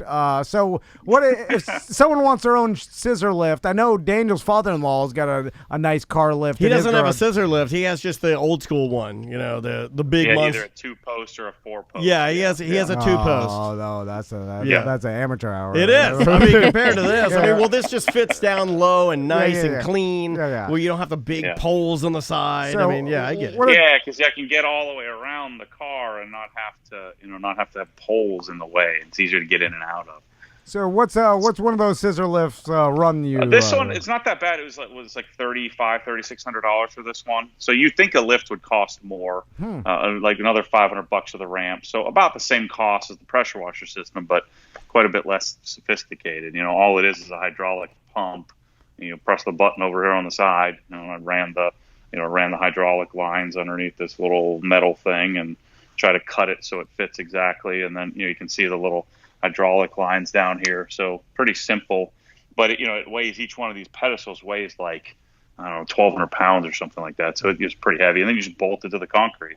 I see pretty simple. I see you didn't run those hydraulic lines underground. You had to use the old thing. That's what we use. Like when you're hiding your TV wires. I can't put any holes in the wall. I'm just saying, it'd be way more clean if it was just hidden underground there. I don't know if that would make a little criticism there. So, give me some time, Tom. That's my next garage. Yeah. I'm sorry. I'm just driving you crazy, man, because I know you're going to be like, oh, those damn cool. Every time you look at it, you're like, Tom is right. I almost feel like now that you found this, that if every meeting that we have Matt on, you're going to be like, how are your hydraulic lines doing? Still above ground? All right. I see.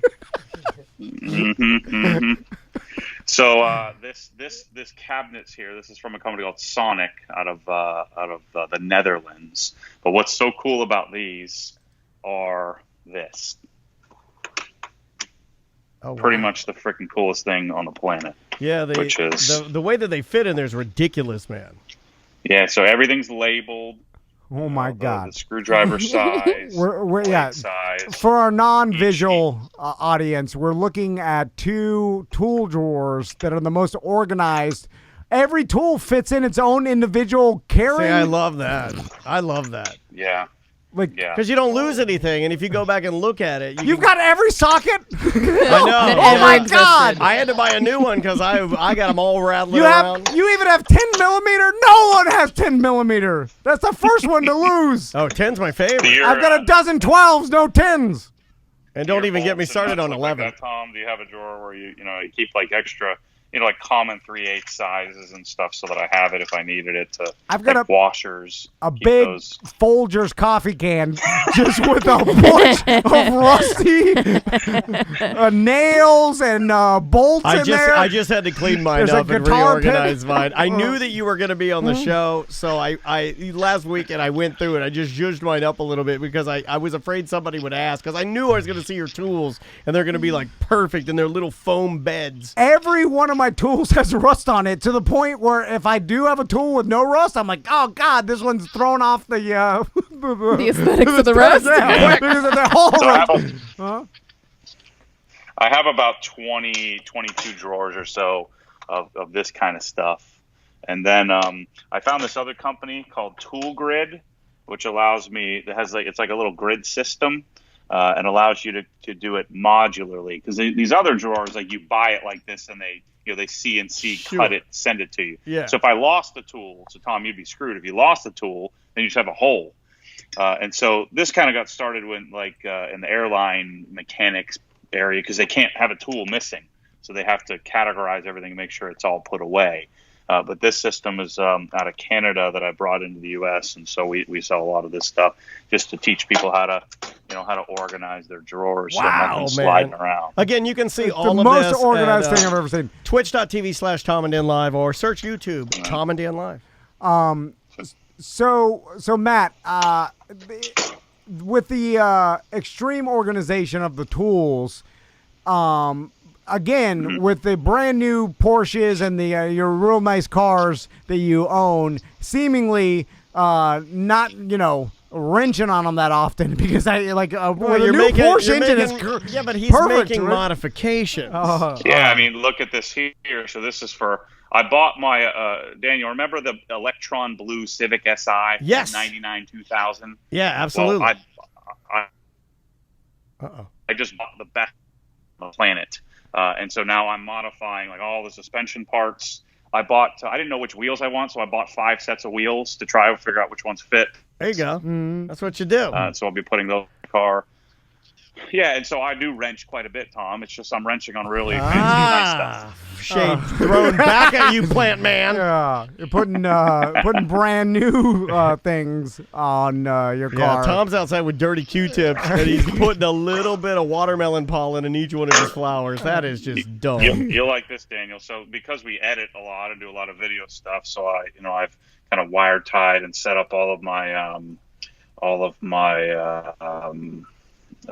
what do you call it? The battery chargers, and this is I forget what company that is, but all my Canon batteries, and we shoot on a Canon C200, so most of our videos are shot on that, and so I try to keep all that organized, and we have a system where guys cycle through batteries, and of course there's all my Milwaukee. I have a bunch of Milwaukee tools. Milwaukee is a company that I should be hopefully becoming a dealer here shortly. But I plan to have every one of these uppers with Milwaukee all set up. So that's coming here soon. That's another thing I'd like to do too, is I like to get all my brands and organize all my batteries and stuff not to this degree, but I'm learning. If you saw my wires under my desk right now, I've added cameras and we added fish cam. I mean, it's a bit of a mess for me here. I'm embarrassed. I'm glad that COVID's happening right now, so you can't see my wire mess. Now, Matt, do any of your tools have an odd... I don't know what it is, but when I touch them and then smell my fingers, I'm like, it smells like I've been wrangling some doo-doo or something. You need to shellac them. It's something, yeah, something We happened. just did this with my husband's tools. Yeah, they stink. You have to shellac them. Shellac them with what? Shellac. Oh, okay. Well, how do you do that? Like, you dip them in something? Or they all shellac, literally. Oh, they all stink. Yeah. How does Tom I get just wipe them down every time I use them. This is beyond that. Yeah, Matt. well, this is more like baked into the steel. I'm staring at the bum's pants and they're filled with doo-doo. What do I do? Yeah, I don't think there's any recovering. It's not just wipe him down. I just told you what to do. But I don't think. Don't listen to me. It's fine. I'm used to it. He doesn't understand what shellac is. And then and then now you have all your tools are shellacked in what? Like the same stuff you put a penny bar in your, and you put Bahamas dollars on it. You know what I'm saying? You're making like a novelty cover for your Mima's TV tray with a bunch of photos from like Niagara Falls. You're using that you dip your that kind of 10 millimeter in there. You keep it from making your hand smell like poo poo. So these are not things that you have to work with, Matt. You don't deal with any of this. I have no idea what you're talking. I've checked out. What's that speaker? So I'm big into audio, and so these are Dyne Audio studio monitors, LYD 48s on a isoacoustic isolation stand. So and then a Velodyne DD15 subwoofer. So an excellent choice. Careers. Excellent choice in your stands. We, too, are also running some isoacoustics in the Tom and Dan studio. I went with the 3/4-inch lifters. I didn't go for the big boys. In my garage, I got a Heineken Bluetooth tower that I stole from the radio station. That was a prize from Johnny's, you idiot. We're supposed to give that to listeners. Yeah, I didn't give it to listeners. I got it in my garage. Oh, that's I great. lost the power cord, so it just does nothing now. Yeah, you've got a broken Amstel Light speaker. It's Heineken. It's fancier than that. So I came up with the idea to put my desk. I'll show you in a minute, but we've got 20 people that work here, and so in 3,600 square feet, and so I keep having to give up my desk, and so I decided to just build my desk in the garage, and so I've just built this week. So there's still wires, but there won't be wires that you'll be able to see. Yeah, that looks but great. This is I bought the ridiculous anti-glare Apple crazy monitor. Where's your trash pile? I don't see it. Every good businessman has a trash pile. Garbage can? No. I mean, like where all your bills and like invoices. You need some smudges from Boar's Head sub sauce on your desk. You need a couple of those. I mean, it's not really trash. It's more like I'll get to it later. But later is never. It's just all proposals and emails. Where is your giant folder that your business partner put together of all your Pop's medical stuff? He's been dead for a while now, but there's still a folder from here to the moon that has every appointment, dialysis, the whole nine. There's wills in there. Yeah. It shouldn't be in there. Yeah, hey, where's your handgun with 3 bullets in it? Yeah. Where do you keep your business gun? What's your email inbox look like, Tom? Oh my God. Don't look at it. I'm not even joking. Like, people sometimes think, look at, I got 140 missed calls God. or something. What? You don't even know what it is. My God, I've been calling you 140 times today. Oh my God, I almost have equal missed calls and texts, 140 and 141. What's the chances of that?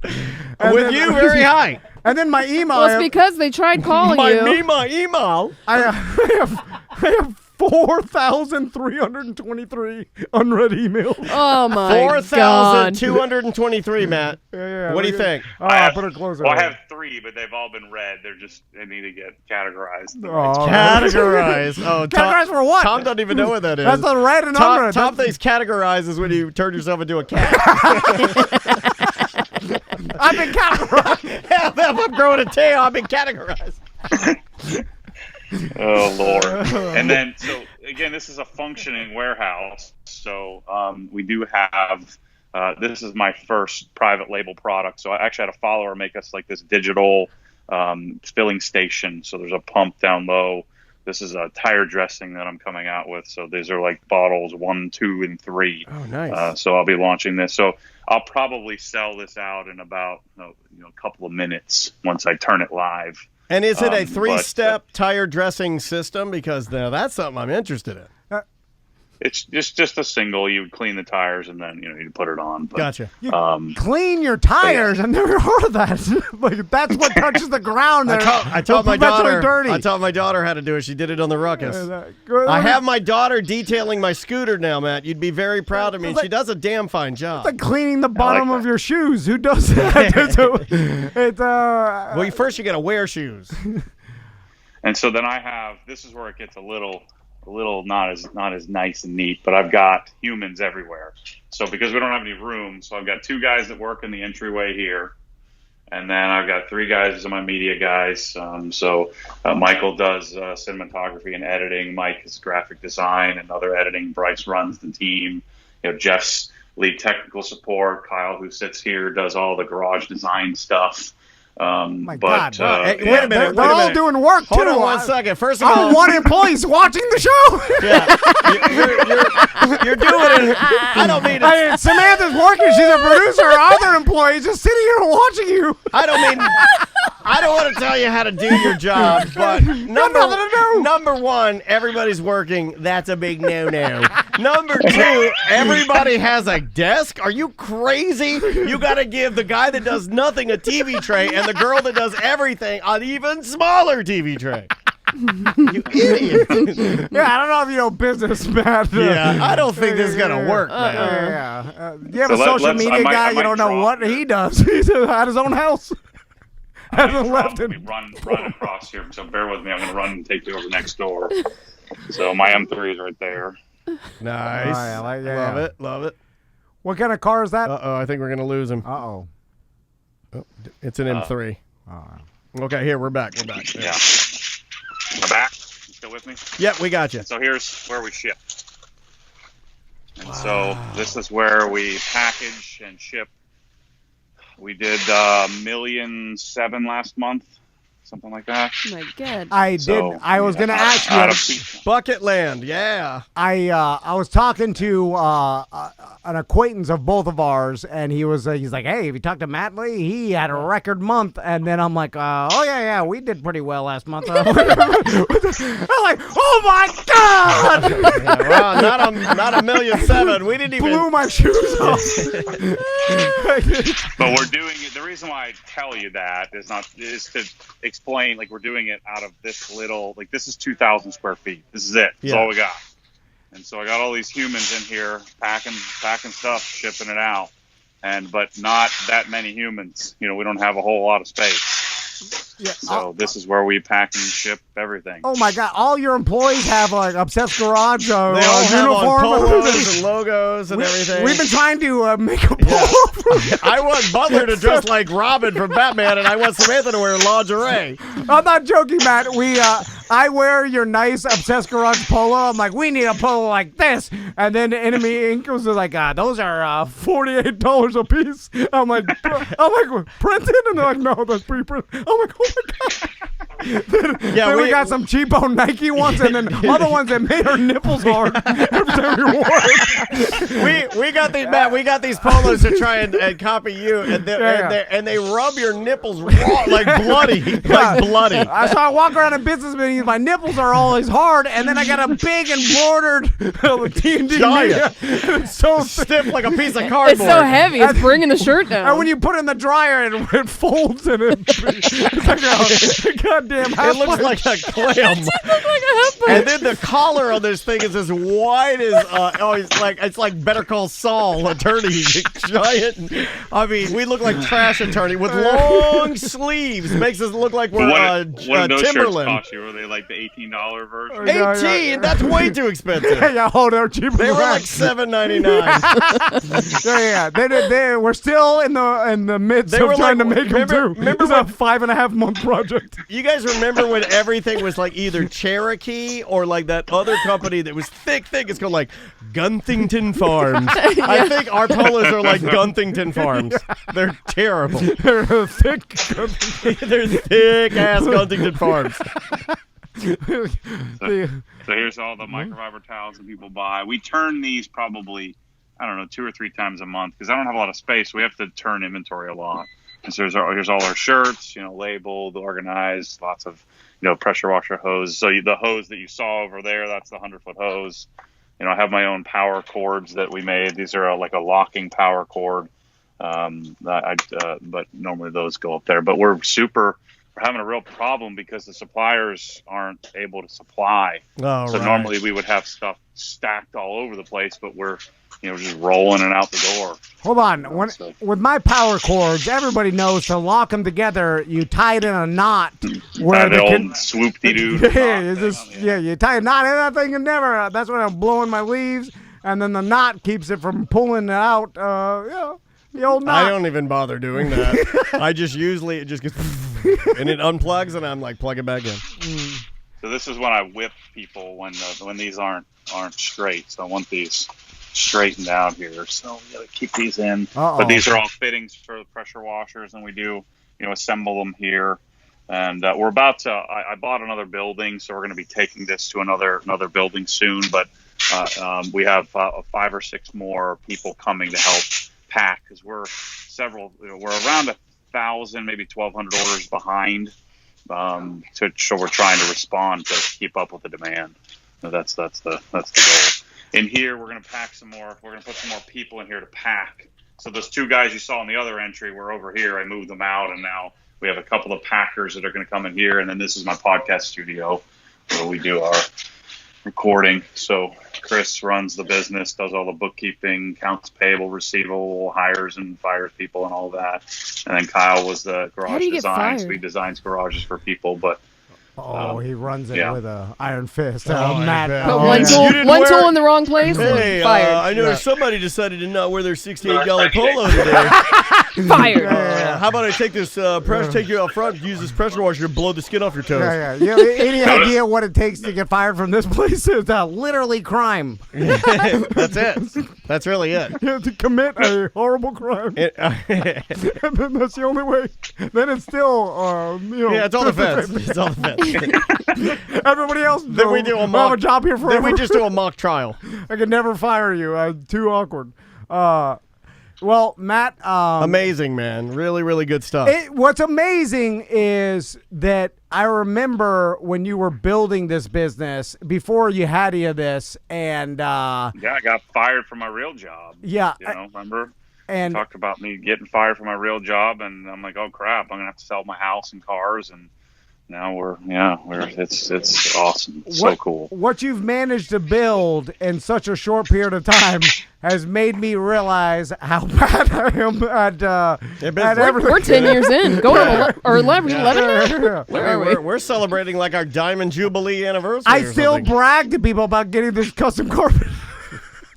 That's all we do. Yeah, and now it's not so custom anymore. Now it's got a pound of whiskey on it. We've got 2 employees now. You got an army. Yeah. It is pretty impressive, dude. Thanks, man. And your success is amazing. And that you found a niche. It really is. The coolest thing is that you were into this and you found multiple thousands and thousands of people that are into the same thing around the world. And that's what it seems that the world is turning into. Everything is going to that. Everybody's got a niche, and you found it. And I think your business sense and what you've learned in your life has all added to it, and it's pretty impressive, dude. Well, people say, I do it for free. Well, I used to pay to do what I'm doing. Like I used to pay to go to trainings. I used to buy all the detailing stuff. Now I get to not only do I don't have to pay for it, but I get to make a great living and give other people, an opportunity to do, what they want to do. And so pretty much everybody in here is either a friend, a family member, or someone who followed me. So they were a follower of the channel, and so those are the people that I hire that are really into the same stuff I'm into. I do that too with BDMs. Yeah. They come, they paint my house, they give you some bad pills. Yeah, they'll palm me some their drugs, and then but then I look them up on Pill Finder, and they're just acetaminophen, and I'm like, you pack your things. And then I'll promise them, I'm like, I'll give you some plugs, and I'll half-ass or forget or whatever. Then they'll stop talking to me. But that was more where that came from. Anyway, Matt, thanks for showing us your garage. We'll do it again with maybe your house garage, because I have a feeling that your personal home garage. Yeah. That's where we're going to learn a lot. Yeah, where it started would be interesting. And then we got to do, like I said, one day I'll get you in, or at least have you on the phone while I'll give a tour of my garage. That'd be safer for him, I feel like. Yeah. I don't think he's going to want to set foot. No, I'm being serious. I think he'd walk into your garage and feel sorry for you. Yeah. Like immediately, it's like hoarders. You look around, and you're like, this is worse than I thought. Yeah. He's like, I used to listen to these guys, and I didn't realize I've lost so much respect for these guys. My God. It's so bad. Yeah. All right, Matt. We'll talk to you soon, okay, dude?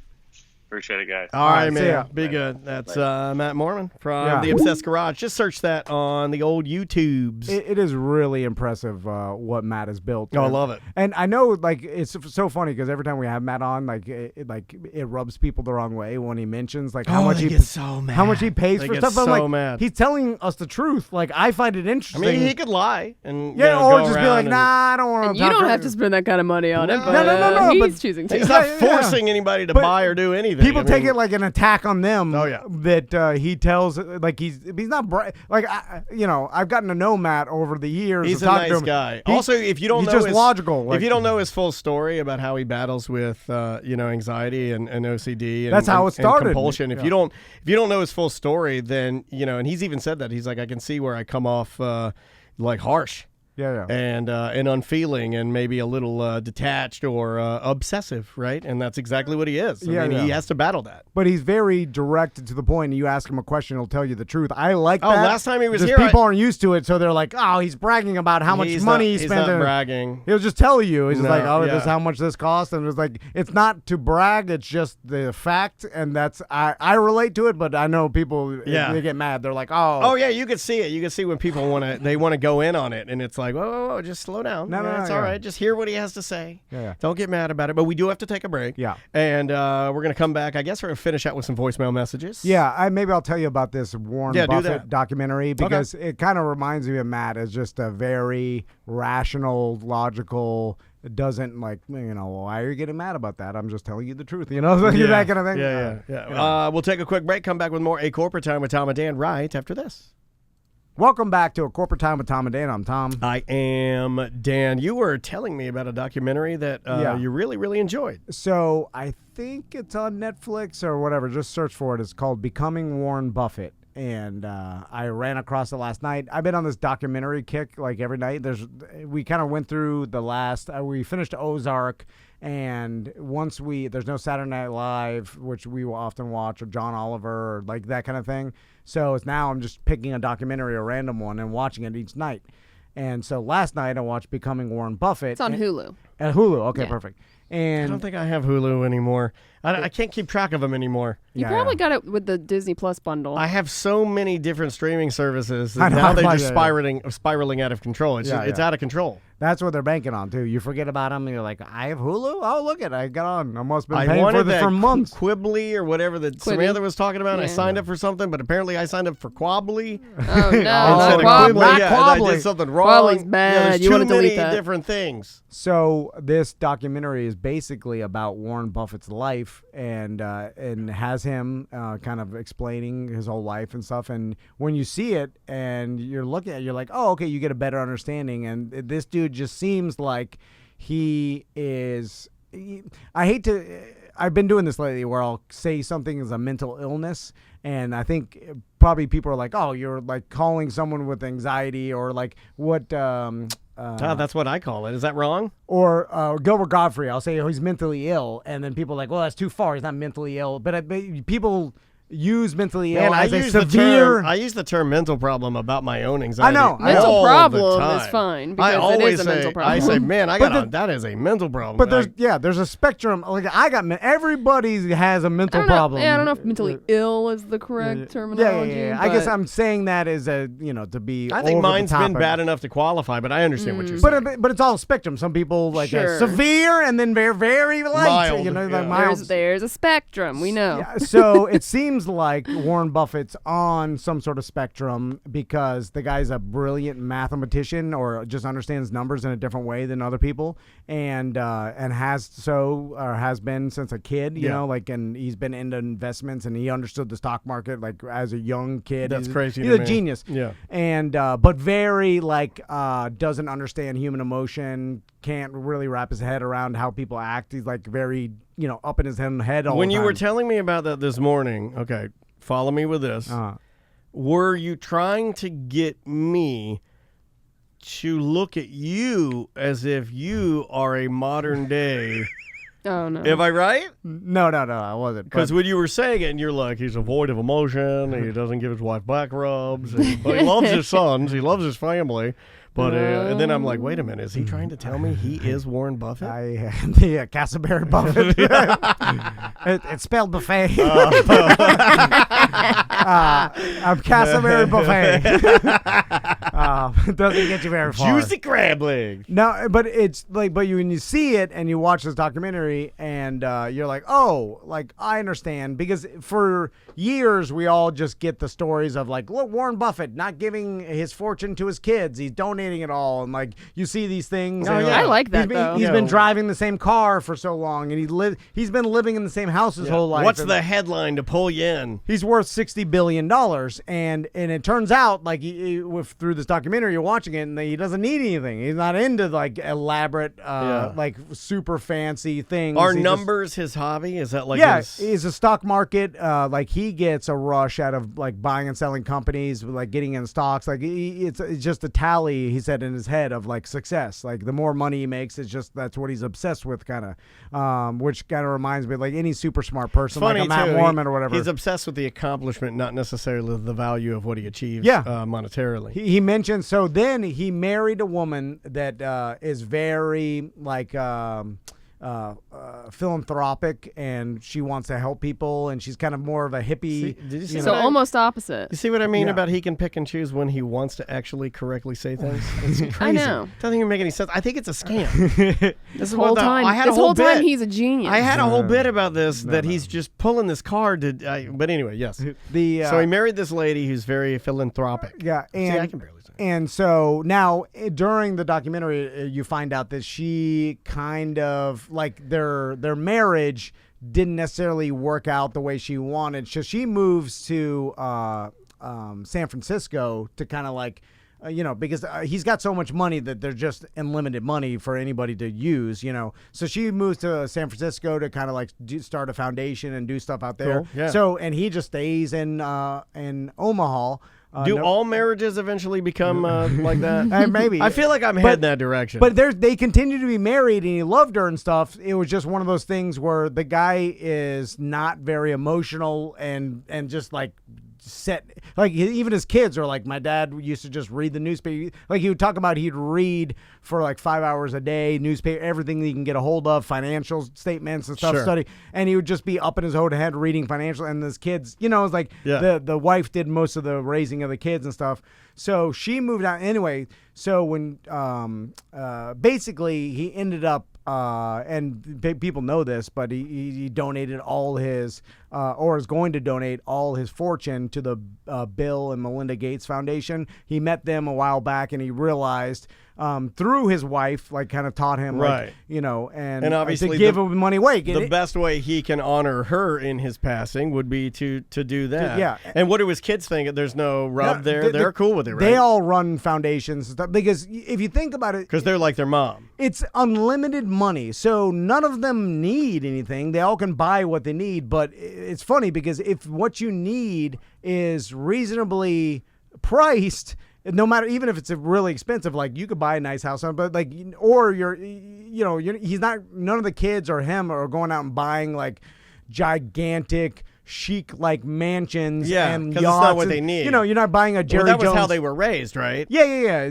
Yeah, exactly. And I wouldn't even say it's frugal. It's just taking what you need. It's kind of like the exact opposite of what we were dealing with weeks ago when people were like, well, I do need toilet paper, but I guess I'll buy all of it. It's like, no, only take what you need. Yeah, like why would Warren Buffett drive a McLaren? Like he doesn't want that. And by the way, those supercars are a pain in the asses to drive. They're race cars, Yeah, and if you don't if you don't drive them the way they're supposed to be driven. Yeah, he just drives a Cadillac, and I think he drove the same car for years. He's not about the money. I've gotten more like that. Like there were phases I think I went through as a younger man with a little bit of money in my pocket where I felt the need to try and buy things that maybe were a little bit more of a status or extravagant, but as I've gotten older, I've gotten to the point where I just want the things that I just need what I need, like, so, for instance, like I wanted one of these stupid Blackstone griddles that I love so much, but I went for the smaller one. I just wanted what I need, and I knew that the price was right on it. So I went the old, 28-inch, tiny little one, all I need. But I think if anybody watches this, they'll have a different idea of who Warren Buffett is, and you're like, oh, the guy's cool. Like he's a nice old man that is obviously insanely smart and understands the stock market and numbers more than the regular human. Yeah. And that's how he made his money. And then he wants to live, and he's donating his $60 I billion think I miss that. to charity. You know, it's cool. I miss that, and having my grandparents die, relatively early when I was a kid. Yeah. I missed out on having those nice intellectual or just kind of deep talks with an older person. Like I don't really have, other than my mom. Yeah. But she doesn't really count because I kind of aged with her. It wasn't like I just woke up one day and I had this old person in my life, which is what grandparents kind of do. The quintessential grandparent that you sat down and talked to. I needed, we need to get an old man for the studio. Mm-hmm. Studio old man. Yeah. Where can we get an old? I want to buy an old man for the studio. How old? He's got to be late 70s, early 80s. Okay. Yeah. But still, I know a 92-year-old that's been trying to get over here. Yeah. Well, yeah. What Harder does now. that mean? Right there. Yeah. Oh God. R.I.P. It's with everything going on, hard to get an old man to come over. You're like, come on, old man, just come sit. Yeah. I'll leave a trail of Werthers to the door. I spit talk a lot, but I'm cool. I don't have it. Yeah. I'll wear a mask if it makes you feel better. Oh, I gotta. We'll end with this. There's if you can find it, it's probably only going to be up there today. There is one of these CNN, and look, man, I'm not trying to tell anybody to not take anything seriously. Right now, we need to be kind to each other and take this thing seriously, respect each other's space, and just be cool, dude. We always said, be cool, dude, rules apply right now, and will for some time until we shake this thing out. But anyway, CNN has this, thing that they're doing where they want to show you through this scientist at, some university how germs can spread through a dinner party. So they wipe this lady's hands with a black light. With they put a gel, like a fluorescent gel in her fingers, and then they let her go through the dinner, and then they turn the lights on and see it. And you can see, it's on the pepper shaker, it's on the this, it's all over the menu. She was passing the menus out to everybody. Okay, I get it. I understand what it happens. But the last part of the video, and I think they deliberately made it short because they were probably laughing at the same thing I was laughing. They were like, and now let's do a demonstration of what it would be like to have someone cough at the dinner party. And they have a dummy, like one of those crash test dummies, and they've hollowed out its mouth, and they put an air compressor in it, and it's barfing. It's not coughing. It is not look, I cough. I got allergies. I know how to cough into my shoulder. I know how to make it this thing is like gurgle. Yeah, it's gurgle vomiting. It's put it out. It is like 1,000 psi. And then I'm like, well, of course, that person's vomiting blood everywhere. That's a lot different. They did the same thing with a sneeze. They're like, look how far a sneeze can go, and they showed a person fake sneezing, and then from the side, the old skit where Saturday Night Live where they're throwing up, and it looks like if you do it your head hides. Norm Macdonald did it when he did the old bit about women being lesbians, and he starts puking everywhere. From the side, they shoot out what looks like a tiny air compressor cannon of this gel that lights up in black light, but this boom, it's too much. And then look at it, and then it sprays it on a mannequin, and then they put the black light look at it's head to toe, too much. and I'm like, you're shooting it out of the air cannon. We get what you're saying, but this is absurd, and this whole thing is stupid. What are we watching? I started laughing, and look, you're not supposed to laugh at that because I'm trying to be respectful. I wear my but mask that's on. absurd. But when they put that on there, I'm like, this is garbage. I mean, this is nobody. All news is garbage. Everything. Nobody vomits like that. That's or cough vomits like that. Whatever, that just doesn't happen. Whatever news you're watching is garbage. I will 100% say Tom it. Van guarantee. Yeah. Tom Van guarantee. It doesn't matter which side you're on. It's all garbage. I agree. And if you looked at it subjectively, you'd realize it's garbage too. Just watch it and get out of it. Or don't watch it. Yeah. Well, that's why I watch Andy Griffith. Yeah. I don't watch any of it because you're like, what am I even getting? I'm not getting valuable information. I'm not getting anything. It's just pure garbage. Anyway. Let's, Christine says, dude, a sneeze can travel up to 100 miles an hour. Understood. This is not a sneeze. You have to see the video. This is a blood barf. It's way different. I know what you're saying. No, not like this. This is insanity because the guy's just like, and I'm like, no, nobody does that. I mean, it's just not a real thing. If that person's doing that, then he dying. needs to be, he's a zombie. He's just shot and killed. And no way this news got with someone to accurately calibrate the air cannon to 100% mimic a human. You know, you're just setting the. I saw in a MythBusters, like you're setting an air cannon. You're like, this is about like 150. Close enough. Is that a paintball gun worth of PSI? I'll just shoot the blacklight like a. Yeah, it's funny. like, come on, why are we even watching this? We got to get out of here. Yeah. TomandDan.com for all things Tom and Dan. Enjoy your weekend, everybody. We will see you Monday.